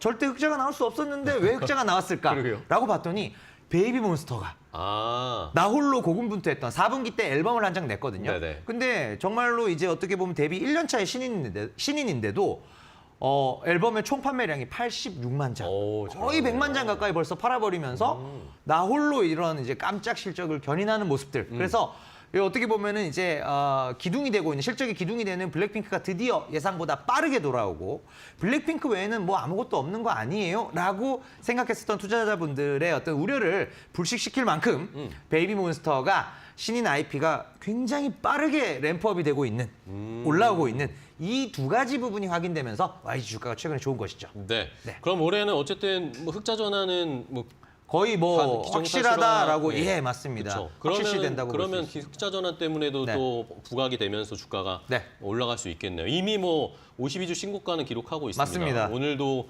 64,700원까지 아까 더 올랐네요. 올라갔다가 예. 약간 빠지긴 아, 했는데 예, 예. 어쨌든 뭐 신고가를 기록을 하고 있어요. 맞습니다. YG도 좋은 상황이고 네. SM도 좀 볼까요? SM도 주가가 잘 가고 있어요. SM은 맞습니다. 오히려 상승률이 더 나왔어요. 맞습니다. 그래서 SM도 최근에 10만 좀 원. 네. 예, 이슈가 있었는데 네. 어쨌든 키스트를 좀 떼어내겠다. 그렇죠. 라는 선택을 했습니다. 네. 이거는 왜 그랬을까요? 결국은 이제 비주력 자회사의 매각 네. 상당히 긍정적으로 보고 있고요. 네.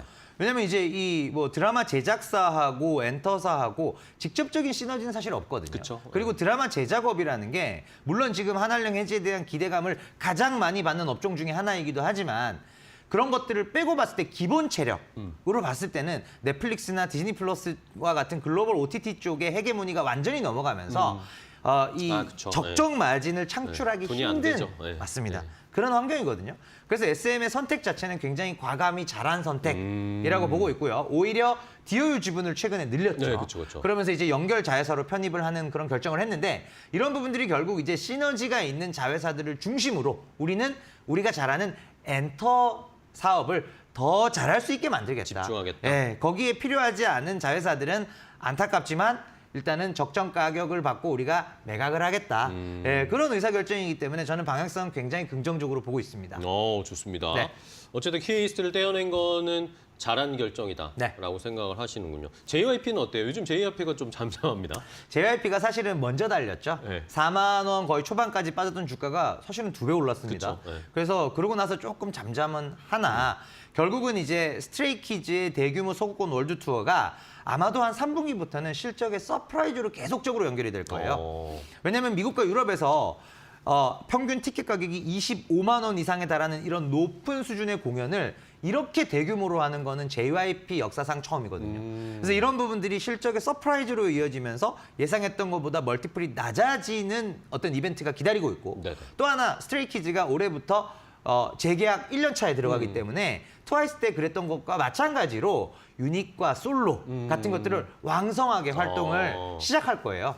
그런 부분들이 아직은 우리가 언급된 게 없기 때문에 실적 반영을 못하는 것이지 네네. 이게 뭐 준비하고 있다 정도만 얘기가 나와도 이제는 합리적으로 실적에 반영을 할 수가 있거든요.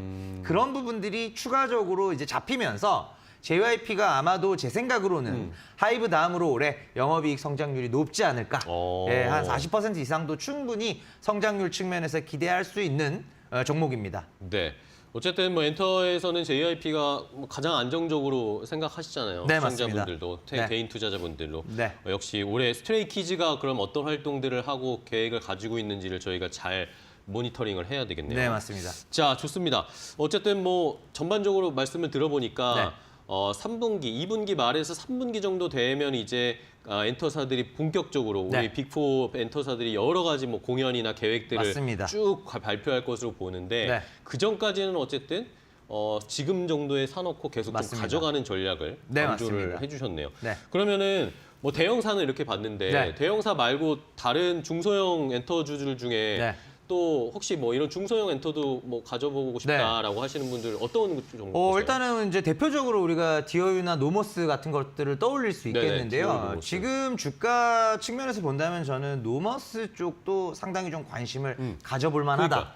네, 이렇게 노머스 오늘도 말씀드리겠습니다. 많이 오르긴 하거든요. 네, 맞습니다. 노머스 요즘 이야기 많이 나오고 저도 네. 노머스를 많이 알려주시는 분들 네네. 주변에서 막 얘기를 들었어요. 네. 노머스가 뭐 하는 회사입니까? 일단은 이제 음반이나 음원의 제작이라는 엔터사의 그 핵심 활동을 제외한 나머지 즉 이제 해외 공연의 기획 그리고 굿즈의 판매 및 유통 그리고 팬클럽이나 채팅 서비스에 대한 어떤 중개 플랫폼 제공 이런 이제 일련의 사업들을 모두 제공을 하고요. 약간 엔터사들의 대행 맞습니다. 역할을 해주는 거군요. 그 대행 영역을 넓히면서 가는 회사고 이런 어떤 사업 모델이 기업들이 최근에 들어서 각광받고 있는 이유가 아무래도 이제 메이저 4사에서 첫 어떤 표준 7년 계약 기간을 채우고 나서 소위 FA로 나오는 예, 그렇게 이제 독립하는 아티스트 수요가 많거든요.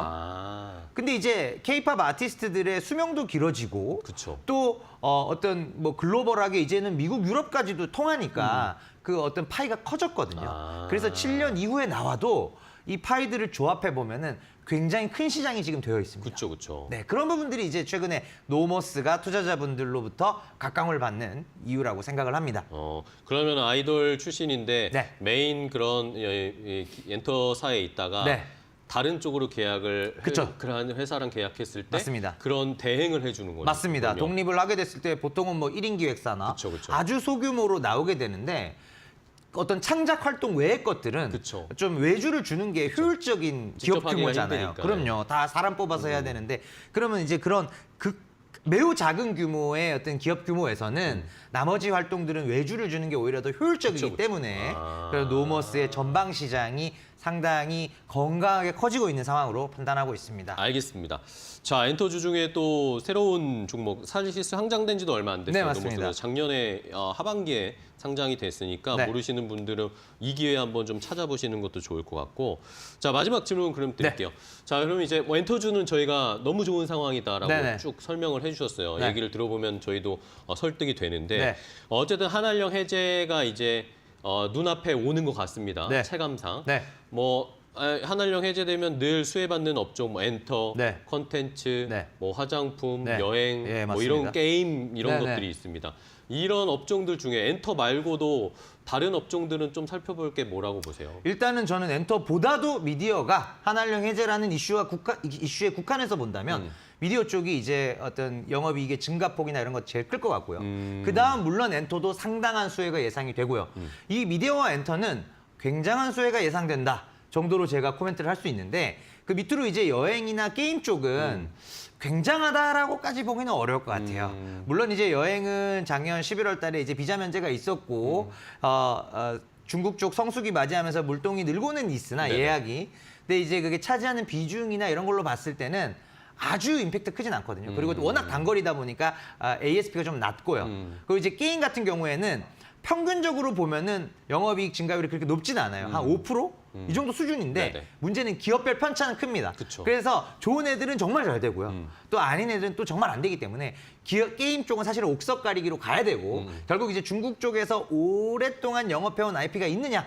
예를 들면 위메이드나 웹젠 이런 종목들은 자꾸 기대가 되는 거죠. 근데 이제 막 판호 받아가지고 우리도 중국 나가니까 이것만 가지고는 그쵸, 그쵸. 예, 한한령하고 약하죠. 연계해서 생각하기는 조금 어려울 것 같습니다. 그래서 게임이나 이런 쪽은 조금 더 옥석 가리기가 필요하고 앞단에 말씀드린 미디어나 엔터는 소위 물방고기 말이다.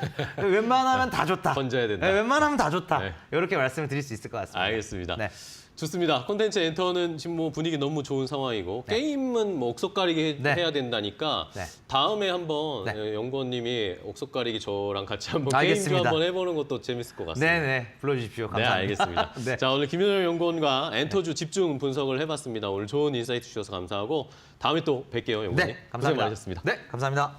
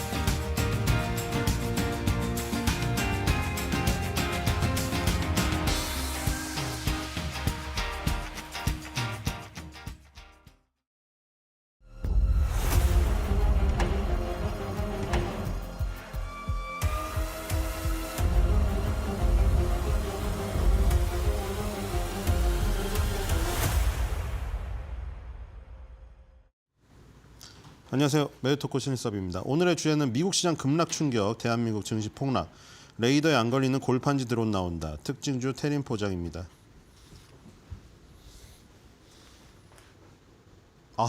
필라델피아한테 6% 빠졌나요? 몰랐어요. 이 정도인지. 깜짝 놀랐네요. 갑자기. 숫자 잘못 나온 줄 알았어요. 자, 다우, S&P 500, 그다음에 나스닥 필라델피아 반도체. 이 짝꿍 중에서 나스닥 필라델피아 반도체. 그러니까 유난히 많이 빠진 걸 알 수가 있겠네요. 그렇죠? 요즘에 하락은 그래서 다 빅테크에 좀 몰려 있다는 걸 아시겠죠? 다우 S&P 500에 있는 그런 약간 전통적인 그런 산업 그 위주의 지수보다는 당연히 빅테크 위주로 빠지고 있다는 거. 저 지수만 봐도 알겠죠. 자, 다우 43,239.50, 121선. 121선 이탈하면 1월 13일 날 이탈하고 나서 다시 한번 또 이탈되는데 지금 딱 거기서 걸렸습니다. 자, 뒤로 가보겠습니다.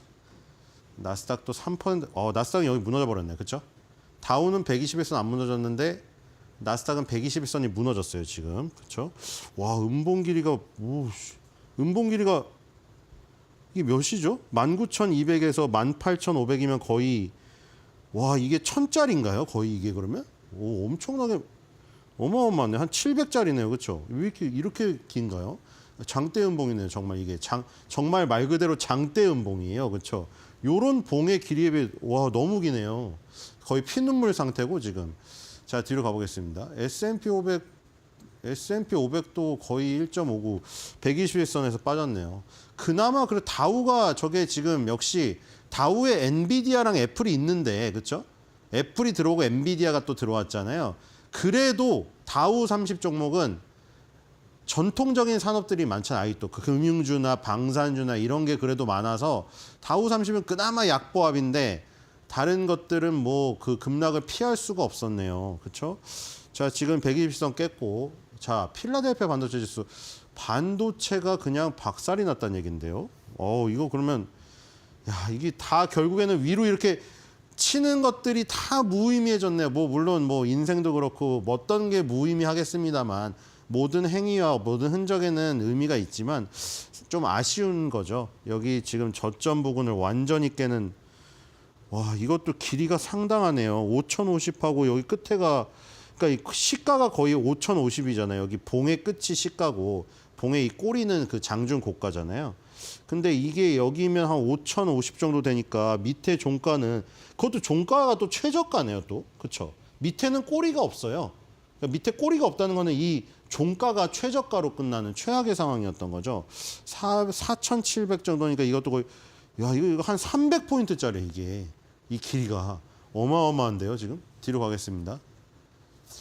거의 좀 떨어지는 칼날이 지금. 자, 독일 닥스는 굉장히 안정적이거든요. 자, 유럽에는 이게 영향을 별로, 유럽에도 이 영향을 이제 미칠까요? 왜냐하면 지금 그 멕시코랑 캐나다, 그다음에 중국을 위주로 세 개를 때리고 있는데, 그 다음에 이제 EU 얘기를 계속하고 있잖아요.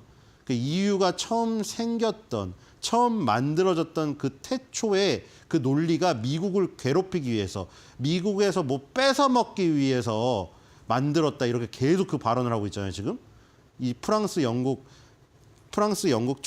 대통령이죠. 프랑스 대통령하고 영국 총리랑 계속 지금 그 정상회담을 하기 전에 계속 그걸 날리고 있잖아요.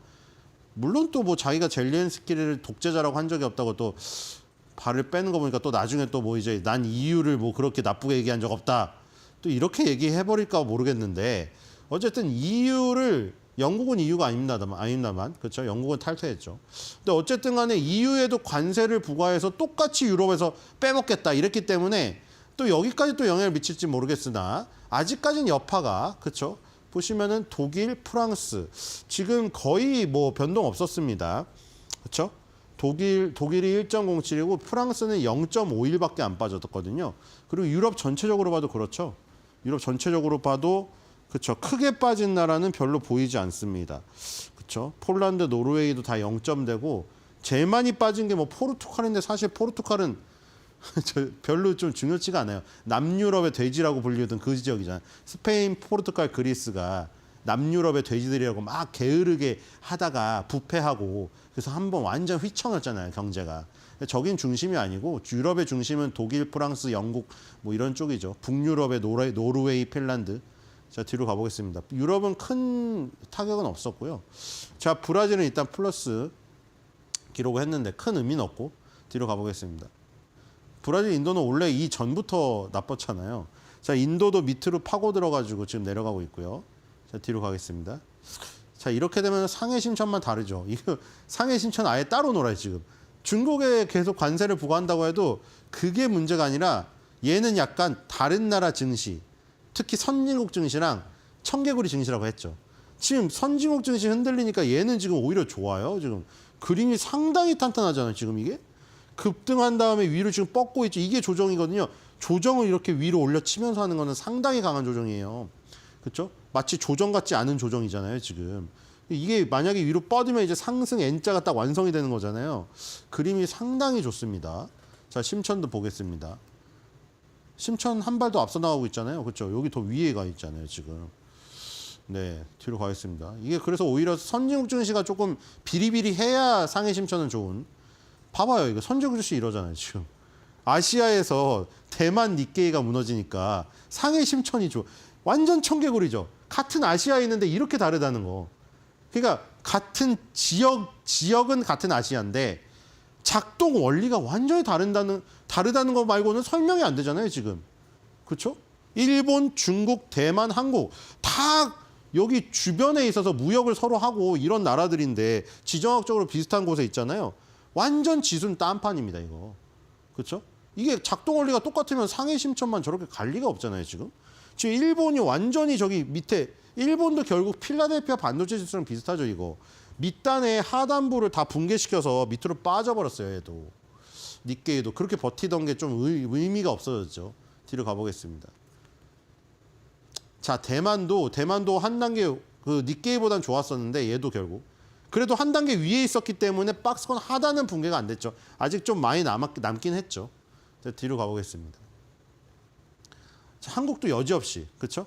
그러니까 보세요. 한국, 대만, 일본은 전부 피눈물 증시인데 중국 상해 심천만 위로 가고 있다는 거예요. 그러니까 완전 쟤네는 달라요, 그냥. 다른 세상에서 다른 시계, 다른 시간으로 간다. 상해 심천은 아시아 증시에서 홀로 청개구리라고 항상 생각하시면 돼요. 자, 이 박스권 얘는 박스권 하단부는 많이 남았지만 하락갭이 크게 터졌습니다. 자, 뒤로 가겠습니다. 오늘 내로 메꾸지 못할 것 같은데요. 지금 코스닥도 하락갭이 많이 나왔죠, 크게. 네, 지금 상황에서도 메꾸는 모습이 전혀 안 보이고요. 보니까 지금 70포인트 넘었네요, 코스피는. 아, 이렇게 되면은 네, 뒤로 가겠습니다. 미국 증시처럼 종가가 최저가로 끝날 확률도 있어요. 자, 결국 이 부분이죠. 원달러 환율이 급등해 버려가지고 아, 정말 아쉽네요. 뒤로 가겠습니다. 자, 유가는 뭐 다시 올랐는데 일단 유가는 안정화되어 있는 상태고 뒤로 가겠습니다. 너무 많이 나오는데요. 80포인트 향해서 가고 있는데 좀 멈췄으면 좋겠습니다. 근데 이게 너무 빨라요. 지금 벌써 3천억 원 팔았죠. 지금 12시도 안 됐는데 3천억 원을 팔아버려서 이렇게 되면 한 7천억 원을 팔지 않나 이 속도면 아, 가파른데요. 개인 투자자는 또 이걸 지금 저가 매수의 기회라고 다 사고 있는데 그렇죠? 우리가 항상 이게 변하지 않는 원리가 또 이게 있잖아요. 작동 원리가. 개인 투자자가 많이 지고 있으면 절대 안 올려줍니다. 참 아쉬운 상황이고요. 뒤로 가겠습니다.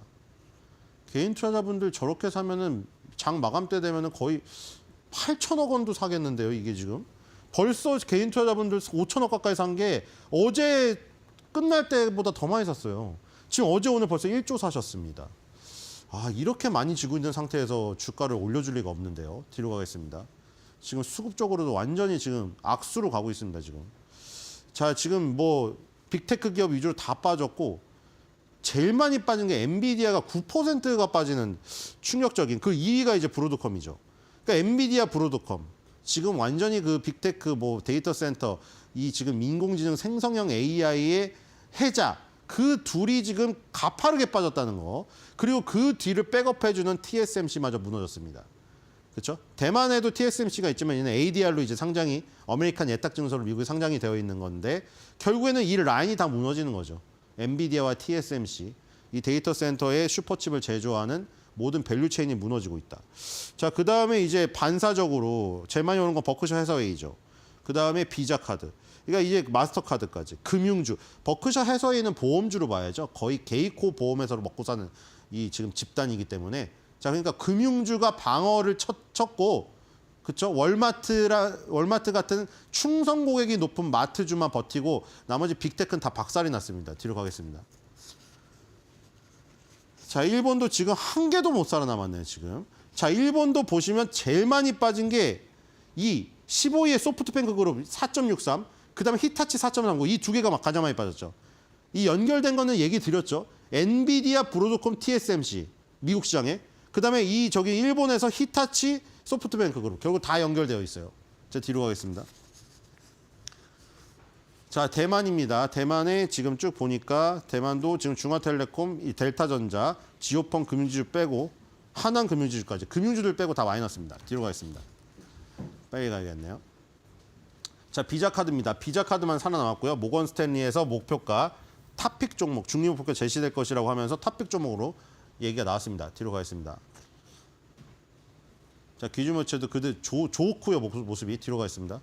상해만 살아납니다. 심천하고 상해만 살아남아요. 자, 닝더스타이 아주 좋죠. 뒤로 가겠습니다. 자, 도요타정도 살아나고 있죠. 그나마 일본 니케이가 도요타가 살아나서 시가총액 상위 버티고 있습니다. 뒤로 가겠습니다. 근데 소프트뱅크랑 히타치가 무너지고 있죠. 자, TSMC 일단 미국에서 무너져서 본토에서도 무너졌습니다. 뒤로 가겠습니다. 자, 일본의 특징주 다케다 제약, 이런 제약주들, 금융주들, 이 방어주로 지금 일단 오르고 있죠. 오늘 다케다 제약은 오릅니다. 뒤로 가겠습니다. 방어 능력이 있기 때문이죠. 자, 대만의 특징주입니다. 차이나 스틸. 오늘 철강주가 또 대만은 올라요. 희한하게 2.32. 대만 최대의 철강회사. 우리나라 따지면 포스코입니다. 자, 뒤로 가보겠습니다. 자, 골판지 제조업 섹터가 가장 많이 오르고 있네요. 테림 포장이 18.16 오르니까요. 테림 포장 보겠습니다. 자, 테림 포장. 오늘 자, 이거 여기 나왔죠. 지금 이 종이 가로치고 골판지 드론 해서 제작업체 아셋다와 손잡고 종이를 소재로 한 군용 및 산업용 드론을 만든다고 협약을 백스코 드론 전시회에서 둘이 맺었습니다. 그래서 아셋다란 기업은 비상장 회사입니다만 이 테림 포장이라는 회사는 상장 회사죠. 그래서 테림 포장이 드론 관련주로 오늘 급등을 했습니다. 자, 이 드론이 너무 싸기 때문에 이걸 맞추려고 수억 원짜리 미사일 쏘는 건 정말 바보짓이잖아요. 그래서 정말 골칫거리예요, 지금. 그래서 이제 그거에 대응해서 이제 이게 나왔잖아요. 영국에서 이 레이저를 쏴가지고 이 레이저는 한 번 쏠 때마다 7,000원 정도 든다고 합니다. 그러니까 우리 무슨 뭐 기미 뭐 점 사마귀 제거하는 레이저보다 더 싸요. 그 방산 레이저가. 오히려 미용 의료기기 레이저는 의사분들의 그 은우님의 스킬하고 그 저기 수가가 들어가기 때문에 더 비싸죠. 레이저 한 방 하는 되게 비싸요. 근데 이건 7,000원이라고 합니다. 그럼 이제 여기에 대응할 수가 있죠. 아니 골판지 뭐 아마 튼튼하고 뭐 방수가 되는 뭐 기능성 하더라도 그게 얼마나 되겠어요. 그리고 그걸 갖고 미사일을 맞추는 게 더 정말 바보짓이니까 우리나라에도 그때 드론 나왔을 때 왜 가만히 있었습니까 했더니 그거를 지금 예를 들어서 그거 붙잡으려고 전투기를 출격시켜가지고 수백억 원짜리 전투기를 출격해서 수억 원짜리 미사일을 쏠 수가 없잖아요. 그리고 수억 원짜리 미사일 쐈어요. 근데 그거 못 맞추면 어디로 떨어집니까?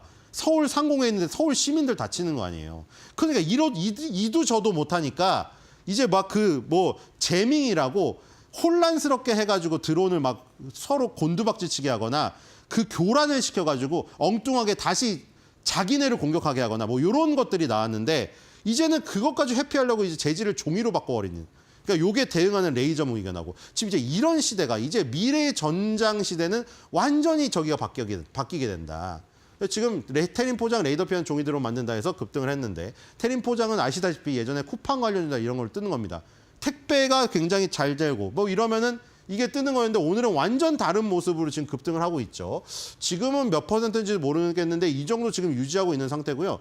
그동안에는 한동안 흐름이 하나도 없었습니다. 요 중간에 한 번씩 찌르던 거 있었죠. 찔렀다가 결국에 다 내려왔고 여기를 121선에서 막혀 있었잖아요. 계속. 어제 오늘 해가지고 급등했습니다. 이게 18시간 전에 나온 뉴스거든요. 여기 보시면은 18시간 전에 나온 뉴스예요. 어제 2시 27분, 27일 2시 27분에 이미 나왔죠. 그렇기 때문에 어제 한번 이런 모습이 있었고요. 정고점에서 막혔던 거를 오늘 그냥 확실히 뚫어버렸습니다. 이게 만약 유지가 되고 이 소식이 더욱더 뭐 강화되는 뉴스가 소속이 나온다 하면 더 갈 수도 있겠죠. 그래서 테림 포장 오늘 시장이 굉장히 교란스러운 가운데 저런 주식들이 지금 뜨고 있다는 것이고요. 오늘의 한 줄 매도표입니다. 나중에 이제 골판지 드론이 이렇게 많아지다 보면은 제 생각에는 동네에서 이런 일도 벌어질 것 같아요. 재활용 수거함에서 골판지 드론 득템. 오예.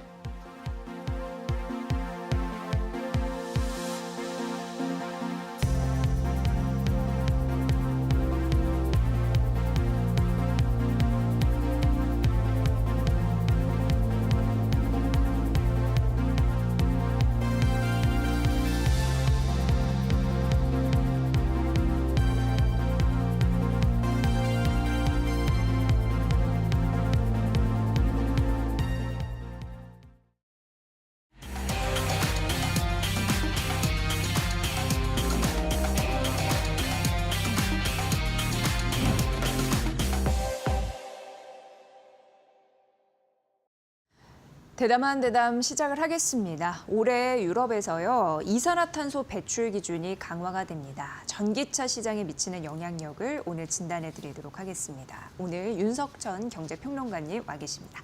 어서 오세요. 네, 안녕하십니까? 네, 유럽 시장이 좀 크다 보니까 여기에서 파생된 영향력도 좀 상당할 것 같아서 오늘의 콘텐츠도 기대가 많이 됩니다. 네네네. 예, 일단 유럽 전기차 생태계 협회라는 곳이 있더라고요. 네네. 이 모빌리티라고 하는데 네. 좀 설명이 필요할 것 같고 네네. 여기서 이제 이 지도자들에게 전기차를 좀 사게 만들어라라는 예, 그런 네. 요구를 지금 하고 있는 것 같아요. 네네네. 그러니까 근데 이거는 이미 좀 합의된 걸 어느 정도 이행을 하자라는 걸로도 이해가 되고. 네네. 예, 예. 평론가님 어떻게 보세요? 그렇습니다. 제가 그 EU의 그 CO2의 강화 정책이 전기차 시장에 미치는 영향 같은 거는 몇 번 제가 좀 설명을 드렸어요. 네. 근데 제가 이 주제를 다시 꺼낸 이유는 뭐냐면은 이 모빌리티에서는 조금 더 구체적인 수치들을 갖다가 제시를 하고 있는 겁니다. 네. 이 모빌리티는 방금 앵커께서 말씀하셨지만 전기차 생태계 협회예요. 그러니까 여기에는 뭐 테슬라라든지 볼보 같은 전기차 회사들, 아드마 완성차 회사들 들어가 있고요. 그다음에 이제 충전기를 만드는 회사들, 그다음에 알베마르 같은 그 광물 회사들까지 다 포함되어 네, 있는 예. 엄격하게 얘기하면 좀 이익 단체라고 얘기할 수가 있는 거죠. 그러니까 어떻게 보게 되면 이쪽에서는 그 전동화를 갖다가 더 한층 강화시키고 싶은 욕심이 분명히 그렇죠. 있는 예, 겁니다. 예, 예. 그래서 이제 그 EU 집행위원회 측에 강하게 요구를 하고 있는 거예요. 일부 이제 뭐 가령 뭐 이탈리아라든지 이런 완성차 업체들에서 이 CO2 배출량 어떤 기준 자체를 좀 완화시켜달라는 요구들이 계속해서 있는데 그건 뭐 제가 지난 시간에 얘기했지만은 사실 EU 집행위원회에서 여전히 반대를 강하게 하고 있는 상황인 거고요. 그런데도 불구하고 뭐 일말의 어떤 그런 우려들이 있는 거니까 이 모빌리티는 그 기준을 갖다가 그대로 최소한 유지를 해라. 예, 이런 어떤 스탠스를 강하게 요구를 하고 있는 거고요. 이게 이제 어떤 구체적으로 보면 어떤 영향을 미치는지 이 보고서를 갖다가 낸 게 있어요. 2025년 CO2 기준으로 올해 말까지 만약에 그 기준을 갖다가 그대로 유지를 한다라고 하게 되면은 그러면은 45만 대의 전기차가 더 판매될 것이다. 뭐 이런 식의 주장을 하고 있는 겁니다. 가령 이런 식으로 얘기를 할 수가 있는 거예요. 2024년에 한 145만 5천 대 정도의 순수 전기차가 EU 지역에서 판매가 됐어요. 예, 예. 근데 그게 만약에 CO2의 어떤 그 강화 기준이 없었다라고 한다면은 한 50만 대 정도가 늘어서 195만 대 정도가 판매됩니다. 올해. 정책이 이만큼 중요하군요. 예. 근데 이제 그 정책이 강화가 안 돼 있을 때. 예. 근데 이게 강화가 되면은 다시 50만 대가 늘어서 저기 보시면 240만 대로 크게 늘어나죠. 네. 그다음에 이제 그 기준치라는 거는 베이스라인, 그러니까 CO2의 강화가 계속 안 돼 있을 때를 갖다 가정을 한 거예요. 그럴 때는 26년에 237만 대가 판매가 되는 예. 거고, 이 지금 CO2 이제 강화가 됐지 않습니까? 그 강화된 기준이 그대로 적용되면은 26년엔 319만 대의 전기차가 굉장히 폭발적으로 늘어날 거다. 예, 예. 이런 식의 이제 주장을 하고 있는 거고요. 거기에 더해서 25년에 이 기준이 그대로 유지가 돼가지고 전기차가 만약에 240만 대가 만약에 팔린다라고 한다면 순수 전기차가 그렇게 된다라고 하면 연료비 절감액은 유로로 따지면 한 14억 유로 정도가 절감이 될 거다. 그게 예, 이제 우리나라 예. 돈으로 하면 한 2조 1천억 2조, 원 가량이 예. 그 절감이 될 거다라고 주장을 하고 있는 거고요. 또 이산화탄소 배출량은 기존에 이제 폴란드가 배출하는 거에 1.3배 정도가 감축한 효과가 있을 거다. 이런 식으로 이제 이 모빌리티에서는 주장을 하고 있는 겁니다. 네. 그래서 이제 구체적으로 더 수치를 따져 들어가면요. EU CO2 배출 목표에 따르면 자동차 제조업체 판매량의 5분의 1이 완전히 전기차로 바뀌어야 돼요. 이걸 맞추기 위해서는. 예. 근데 작년 같은 경우에 이게 정확하게 얼마였냐면 신차 판매의 13.6%에 불과했거든요. 그러니까 대충 한 6.4%포인트 정도? 그 정도 전기차 비중이 늘어나야 된다는 얘기고 네. 그렇게 된다라고 하게 되면 올해 순수 전기차는 유럽, EU 지역에서 얼마가 늘어나느냐, YOY로. 여기서 전망하고는 65%가 성장할 거라고 보고 있는 겁니다. 예. 엄청나게 성장을 하는 거죠. 근데 이걸 달성하기 위해서는 한 가지 전제 조건이 필요하다. 뭐가 필요하냐? 25,000 유로 이하의 신형 EV 모델이 다수 출시가 돼야 된다. 근데 그런 조짐이 벌써 보이고 있는 거죠. 르노 R5, 뭐 피아트 그란드 판다, 현대 인스타, 우리 캐스퍼죠. 그다음에 폭스바겐 ID2 등 이런 어떤 유로 기준으로 25,000 유로 이하의 전기차들이 이제 올해부터 본격적으로 출시가 되기 시작하면서 올해 말까지는 지금 이 모빌리티 추산으로 예의하면은 유럽 지역에서 순수 전기차가 한 240만 대 정도가 판매될 거다. 네. 이렇게 전망을 사실 하고 있는 겁니다. 근데 제가 왜 자꾸 유럽의 어떤 이런 상황을 갖다 자꾸 말씀드리냐 하냐면은 유럽은 계속해서 말씀드리지만 23년, 24년도에 정체 상태에 있었어요. 전기차 시장 자체가. 그래서 이거 전기차 시장이 글로벌 시장 전체적으로 놓고 보면 중국만 빼고 나머지 지역에서는 이게 정체되는 거 아니냐는 어떤 우려들이 굉장히 많았는데 네. 이런 수치들을 제가 자꾸 말씀드리는 이유는 올해부터 유럽 시장에서는 일단 캐즘이 확실히 거치는 시기가 될 거다. 만약에 이 모빌리티의 어떤 전망이 맞다라고 한다면은 그리고 이거는 거의 그렇게 될 수밖에 없어요. 왜 그러냐면은 CO2 기준을 못 맞추게 되면은 완성차 업체들이 벌금을 내는 거기 그렇죠. 때문에 그걸 예, 맞추기 위해서 예, 예. 노력을 할 겁니다. 예. 그렇게 된다라고 하게 되면 유럽 시장부터 다시 전기차는 폭발적으로 성장하는 시기가 도래한다. 이렇게 봐야 되겠죠. 네. 예. 그러니까 규제가 이제 강화되다 보니까 네네네. 어쨌든 저번에서도 말씀해 주셨는데 우리나라 뭐 전기차 업체가 너무 걱정하지 말아도 되는 게 유럽 시장이 커지다 보니까 거기서 또 네네네. 먹을거리가 있는데 그렇죠. 선방할 수 있는 요인들을 좀 빨리 찾아봐야 됩니다. 이렇게 어쨌든 보시면 돼요. 작년에 140만 대 정도가 팔렸는데 올해 240만 대가 팔리는 겁니다. 그 엄청나게 전기차가 성장을 하는 거예요. 예, 그 시장에서 누가 그럼 유럽 시장을 갖다가 장악을 할 것이냐 이런 부분을 갖다가 이제 좀 꼼꼼히 살펴는 봐야 되겠죠. 네. 예. 하지만 유럽 시장에서도 고민이 있는 건 조금 가성비를 좁게 예, 예, 저렴한 그렇죠. 차를 또 예, 많이 예, 해야지. 예, 예. 우리가 왜 산업적인 측면으로 얘기하면 대중화 이런 얘기 많이 네네네, 하는데 그렇습니다. 그래야 많이 사고 네네. 많이 다닐 테니까 네. 그런 부분 좀 눈여겨보시고요. 또 미국 시장 같은 경우에도 좀 살펴봐야 되잖아요. 네네. 그 추이는 어떻게 보세요? 그래서 이제 사실 올해 미국 시장을 정확하게 전망을 하기 위해서는 작년에 어떤 시장들 갖다가 좀 분석을 해볼 필요가 있어요. 그다음에 미국 그 EV 중고차 시장도 분석을 해볼 필요가 있는 겁니다. 그래서 그 얘기를 이제 하려고 하는데 24년에 미국 순수 전기차 판매량이 약 130만 대 정도로 추정을 해요. 예. 이 1분기에는 이제 분기별로 이걸 이렇게 보게 되면 판매량을 보면은 1분기에는 약 29만 대 정도가 판매가 됐습니다. 그러니까 연초는 상대적으로 수요가 낮죠. 이게 왜 그러냐면은 뭐 연말에 그 재고 할인이라든지 뭐 이런 것들이 있으니까 또 각사의 어떤 프로모션들이 연말에 집중이 되다 보니까 사실은 그 연말에 차를 샀던 사람들이 1월 달에는 좀 주춤하죠. 그다음에 이제 아직 신차가 사실은 이제 뭐 봄 한 2월, 3월 해야 이제 신차들이 줄줄줄 나오는 네, 거니까 네. 신차를 기다리는 수요들. 특히 이제 미국 같은 경우에는 그 전기차 보조금이 이제 조금씩 업데이트 되잖아요. 근데 올 1월 같은 경우에는 미국의 그 FEOC 규정이라든지 아니면은 그 필수 광물이라든지 아니면 구성 부품에 따라 가지고 보조금 주는 것들이 계속해서 강화가 되고 있는 거 아니겠습니까? 그래서 보조금 주는 차량들이 작년에 비해서 대폭 감소를 했어요. 근데 이제 시간이 지나면서 이 보조금을 충족시키는 차들이 늘어나겠죠. 그러니까 보조금 대상 차량들이 조금씩 늘어날 거란 얘기입니다. 그렇죠. 예. 그래서 1분기에는 사실 좀 수요가 낮고요.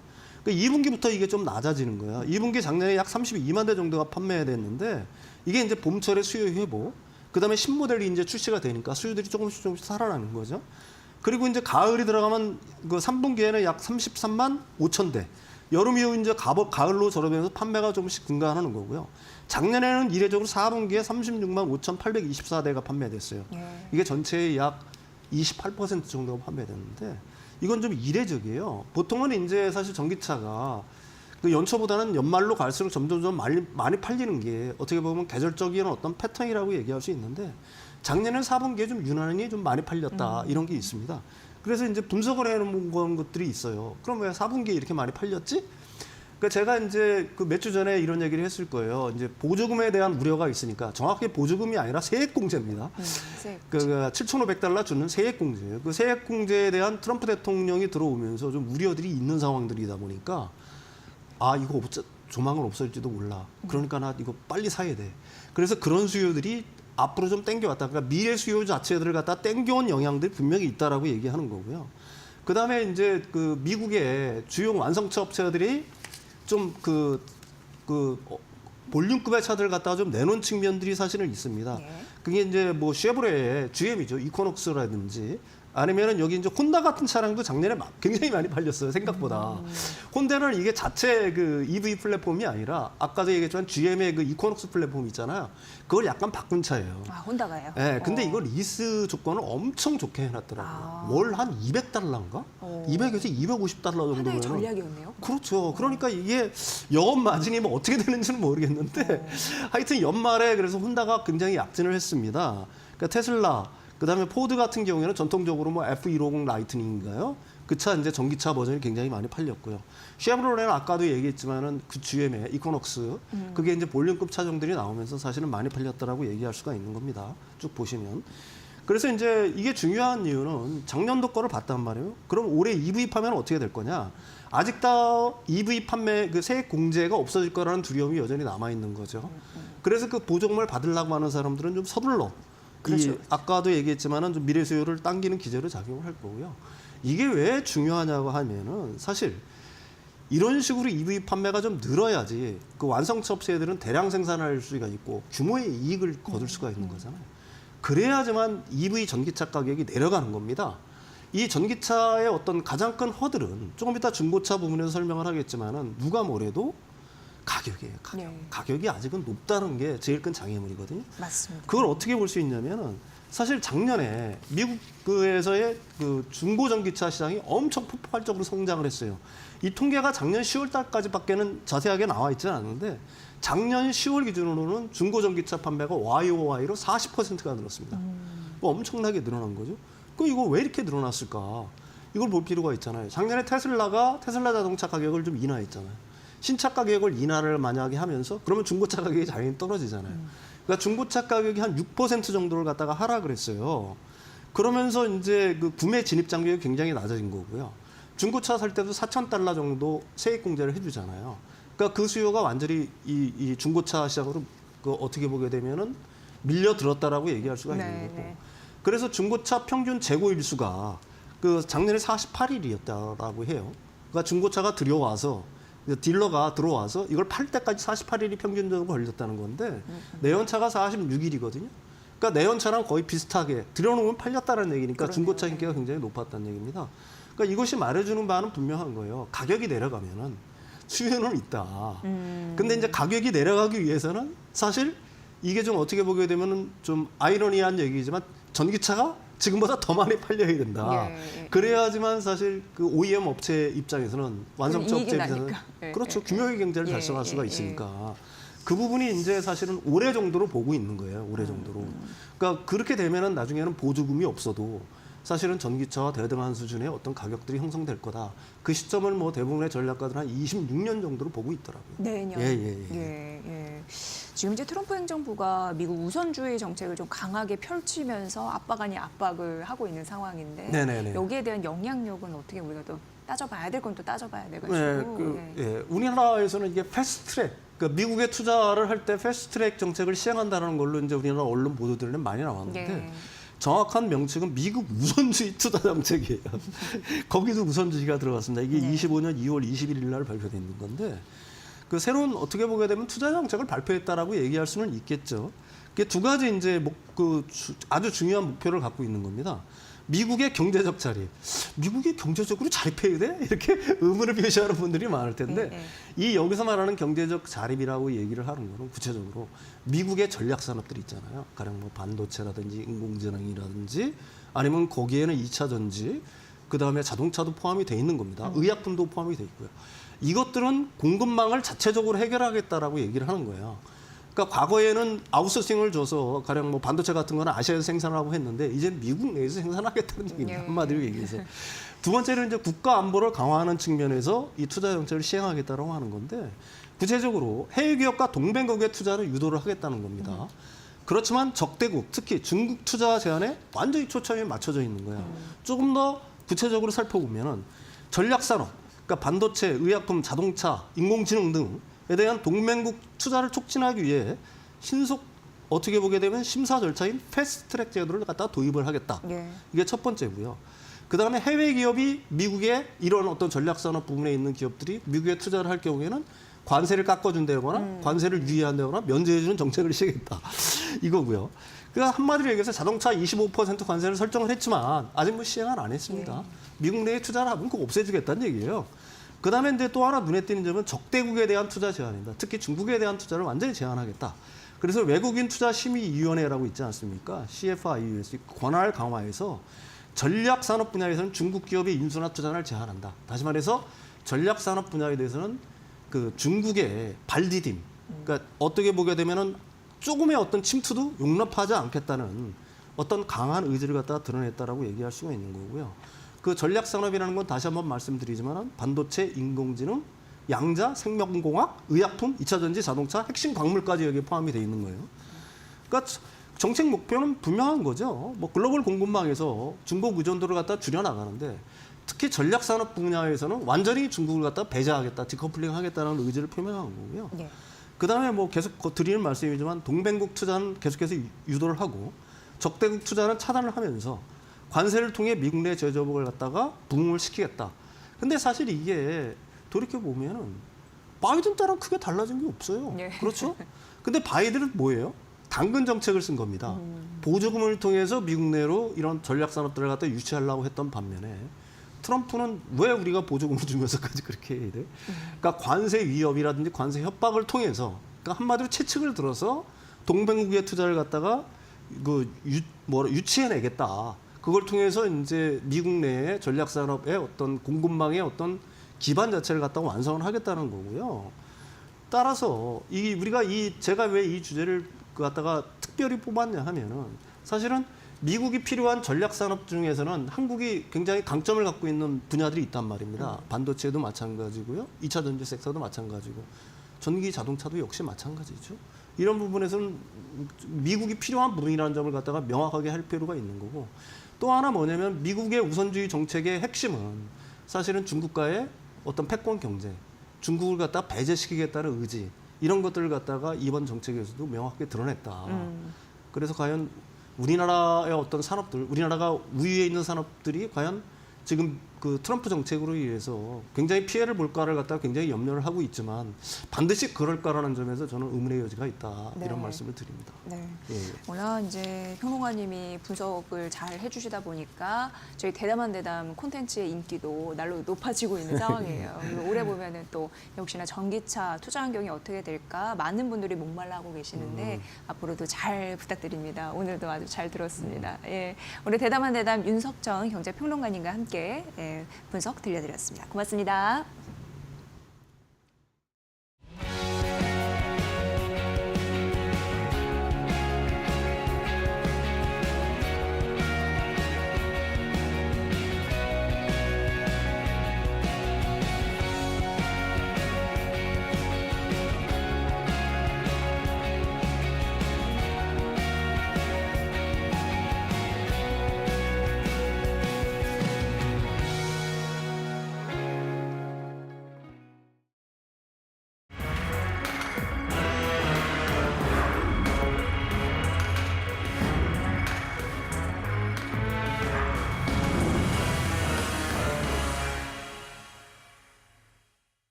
다음 달 4일 국내 첫 대체 거래소 넥스트레이드가 출범합니다. 넥스트레이드 출범으로 가장 크게 달라지는 건 거래 시간입니다. 우리나라도 미국처럼 야간 거래가 가능해지는 건데 정규 거래 시간에는 기존 한국거래소와 넥스트레이드가 동시에 열리고 이 시간 전후로는 넥스트레이드가 프리마켓과 애프터마켓을 운영합니다. 지금까지는 오후 3시 30분까지 거래가 체결되지 않은 주문은 효력이 없어졌지만 앞으로는 3시 20분까지 제출한 호가의 효력은 오후 8시까지 유지되고 종전 정규장 종료 이후 원하지 않는 호가의 주문이 체결되는 것을 막기 위해선 따로 주문을 취소해야 합니다. 또 애프터마켓 운영으로 오후 4시부터 6시까지 한국거래소에서 열리는 시간의 단일가 시장에서는 넥스트레이드에 상장된 종목은 매매 대상에서 제외됩니다. 당장 2주간 넥스트레이드에서 거래될 종목은 롯데쇼핑과 제일기획 등 총 10개인데 점차 800개까지 거래 종목이 확대될 예정입니다. 새로운 주문 유형도 생깁니다. 한국거래소는 시장가 호가와 일반, 최우선, 최유리, 조건부로 구분된 4가지 지정가 호가를 제공하고 있는데 이외에 최우선 매수 매도 호가의 중간 가격으로 가격이 자동 조정되는 중간가 호가가 생깁니다. 예컨대 최우선 매도 호가 10,000원과 최우선 매수 호가 9,000원이 각각 들어있다면 중간가 호가는 9,500원으로 자동 조정되는 겁니다. 중간에 최우선 매도 매수 호가가 변경되면 그에 따른 중간가 호가도 바뀝니다. 또 미리 지정한 가격에 도달하면 지정가 호가를 내는 스톱 지정가 호가도 추가됩니다. 현재 시장가가 9,000원인데 미래 가격이 10,000원으로 오르면 미리 설정해둔 지정가격 9,500원에 매수 주문이 나가게 되는 시기입니다. 투자자는 스톱 지정가 호가를 주문할 땐 스톱 가격과 지정 가격을 함께 입력해야 하는데 매도의 경우 스톱 가격은 지정 가격보다 높게, 매수는 스톱 가격은 지정 가격보다 낮게 설정됩니다. 한번 설정한 스톱 가격은 바꿀 수 없고 호가 유형은 시간에 따라 활용할 수 있는 범위가 달라집니다. 거래 수수료는 인하됩니다. 넥스트레이드는 한국거래소에 비해 20%에서 40% 낮은 수수료율을 적용합니다. 거래를 자주 하는 단타족과 개미 투자자들에게는 넥스트레이드에서의 거래가 유리할 수 있는 겁니다. 투자자들은 이 같은 조건을 비교해 증권사의 HTS나 MTS에서 거래 시장을 선택할 수 있습니다. 거래소를 선택하지 않으면 증권사는 자동주문 전송 시스템 SOR을 활용해 투자자에게 더 유리한 시장에 주문을 넣는 최선 집행 의무를 수행해야 합니다. 70년 만에 깨진 한국거래소의 독점 체제. 투자자들은 유연한 투자 전략을 고민해야 할 시점입니다. 이데일리 TV 심영주입니다.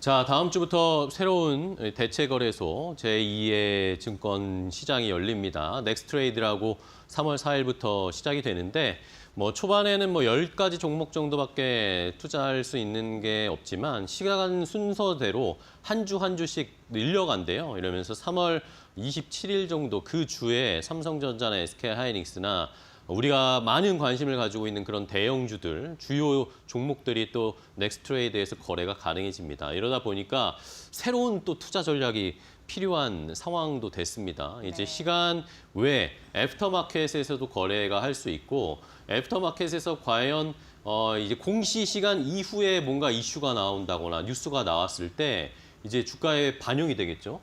그런 것들이 또 KRX 시장에 그 다음 날에도 영향을 줄 수 있는 그런 시장이 펼쳐지다 보니까 새로운 투자 전략을 짜야 한다라는 그런 의견들이 많습니다. 저희도 전문가들과 그런 것들도 한번 준비를 해서 시청자분들께 알려드리도록 하겠습니다. 네, 오늘 시장은 미국 시장과 좀 닮아 있습니다. 떨어지고 있는 상황인데 외국인의 현물 그리고 선물 매도도 더욱더 낙폭이 좀 커지고 있네요.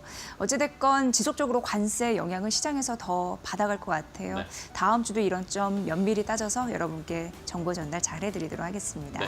자, 다음 주 또 월요일은 휴일입니다. 3.1절 대체 휴일이기 때문에 3.1절 대체 휴일 잘 쉬시고 화요일에 오전에 저희는 또 좋은 정보 가지고 찾아뵙도록 하겠습니다. 시청해주신 여러분 고맙습니다. 고맙습니다.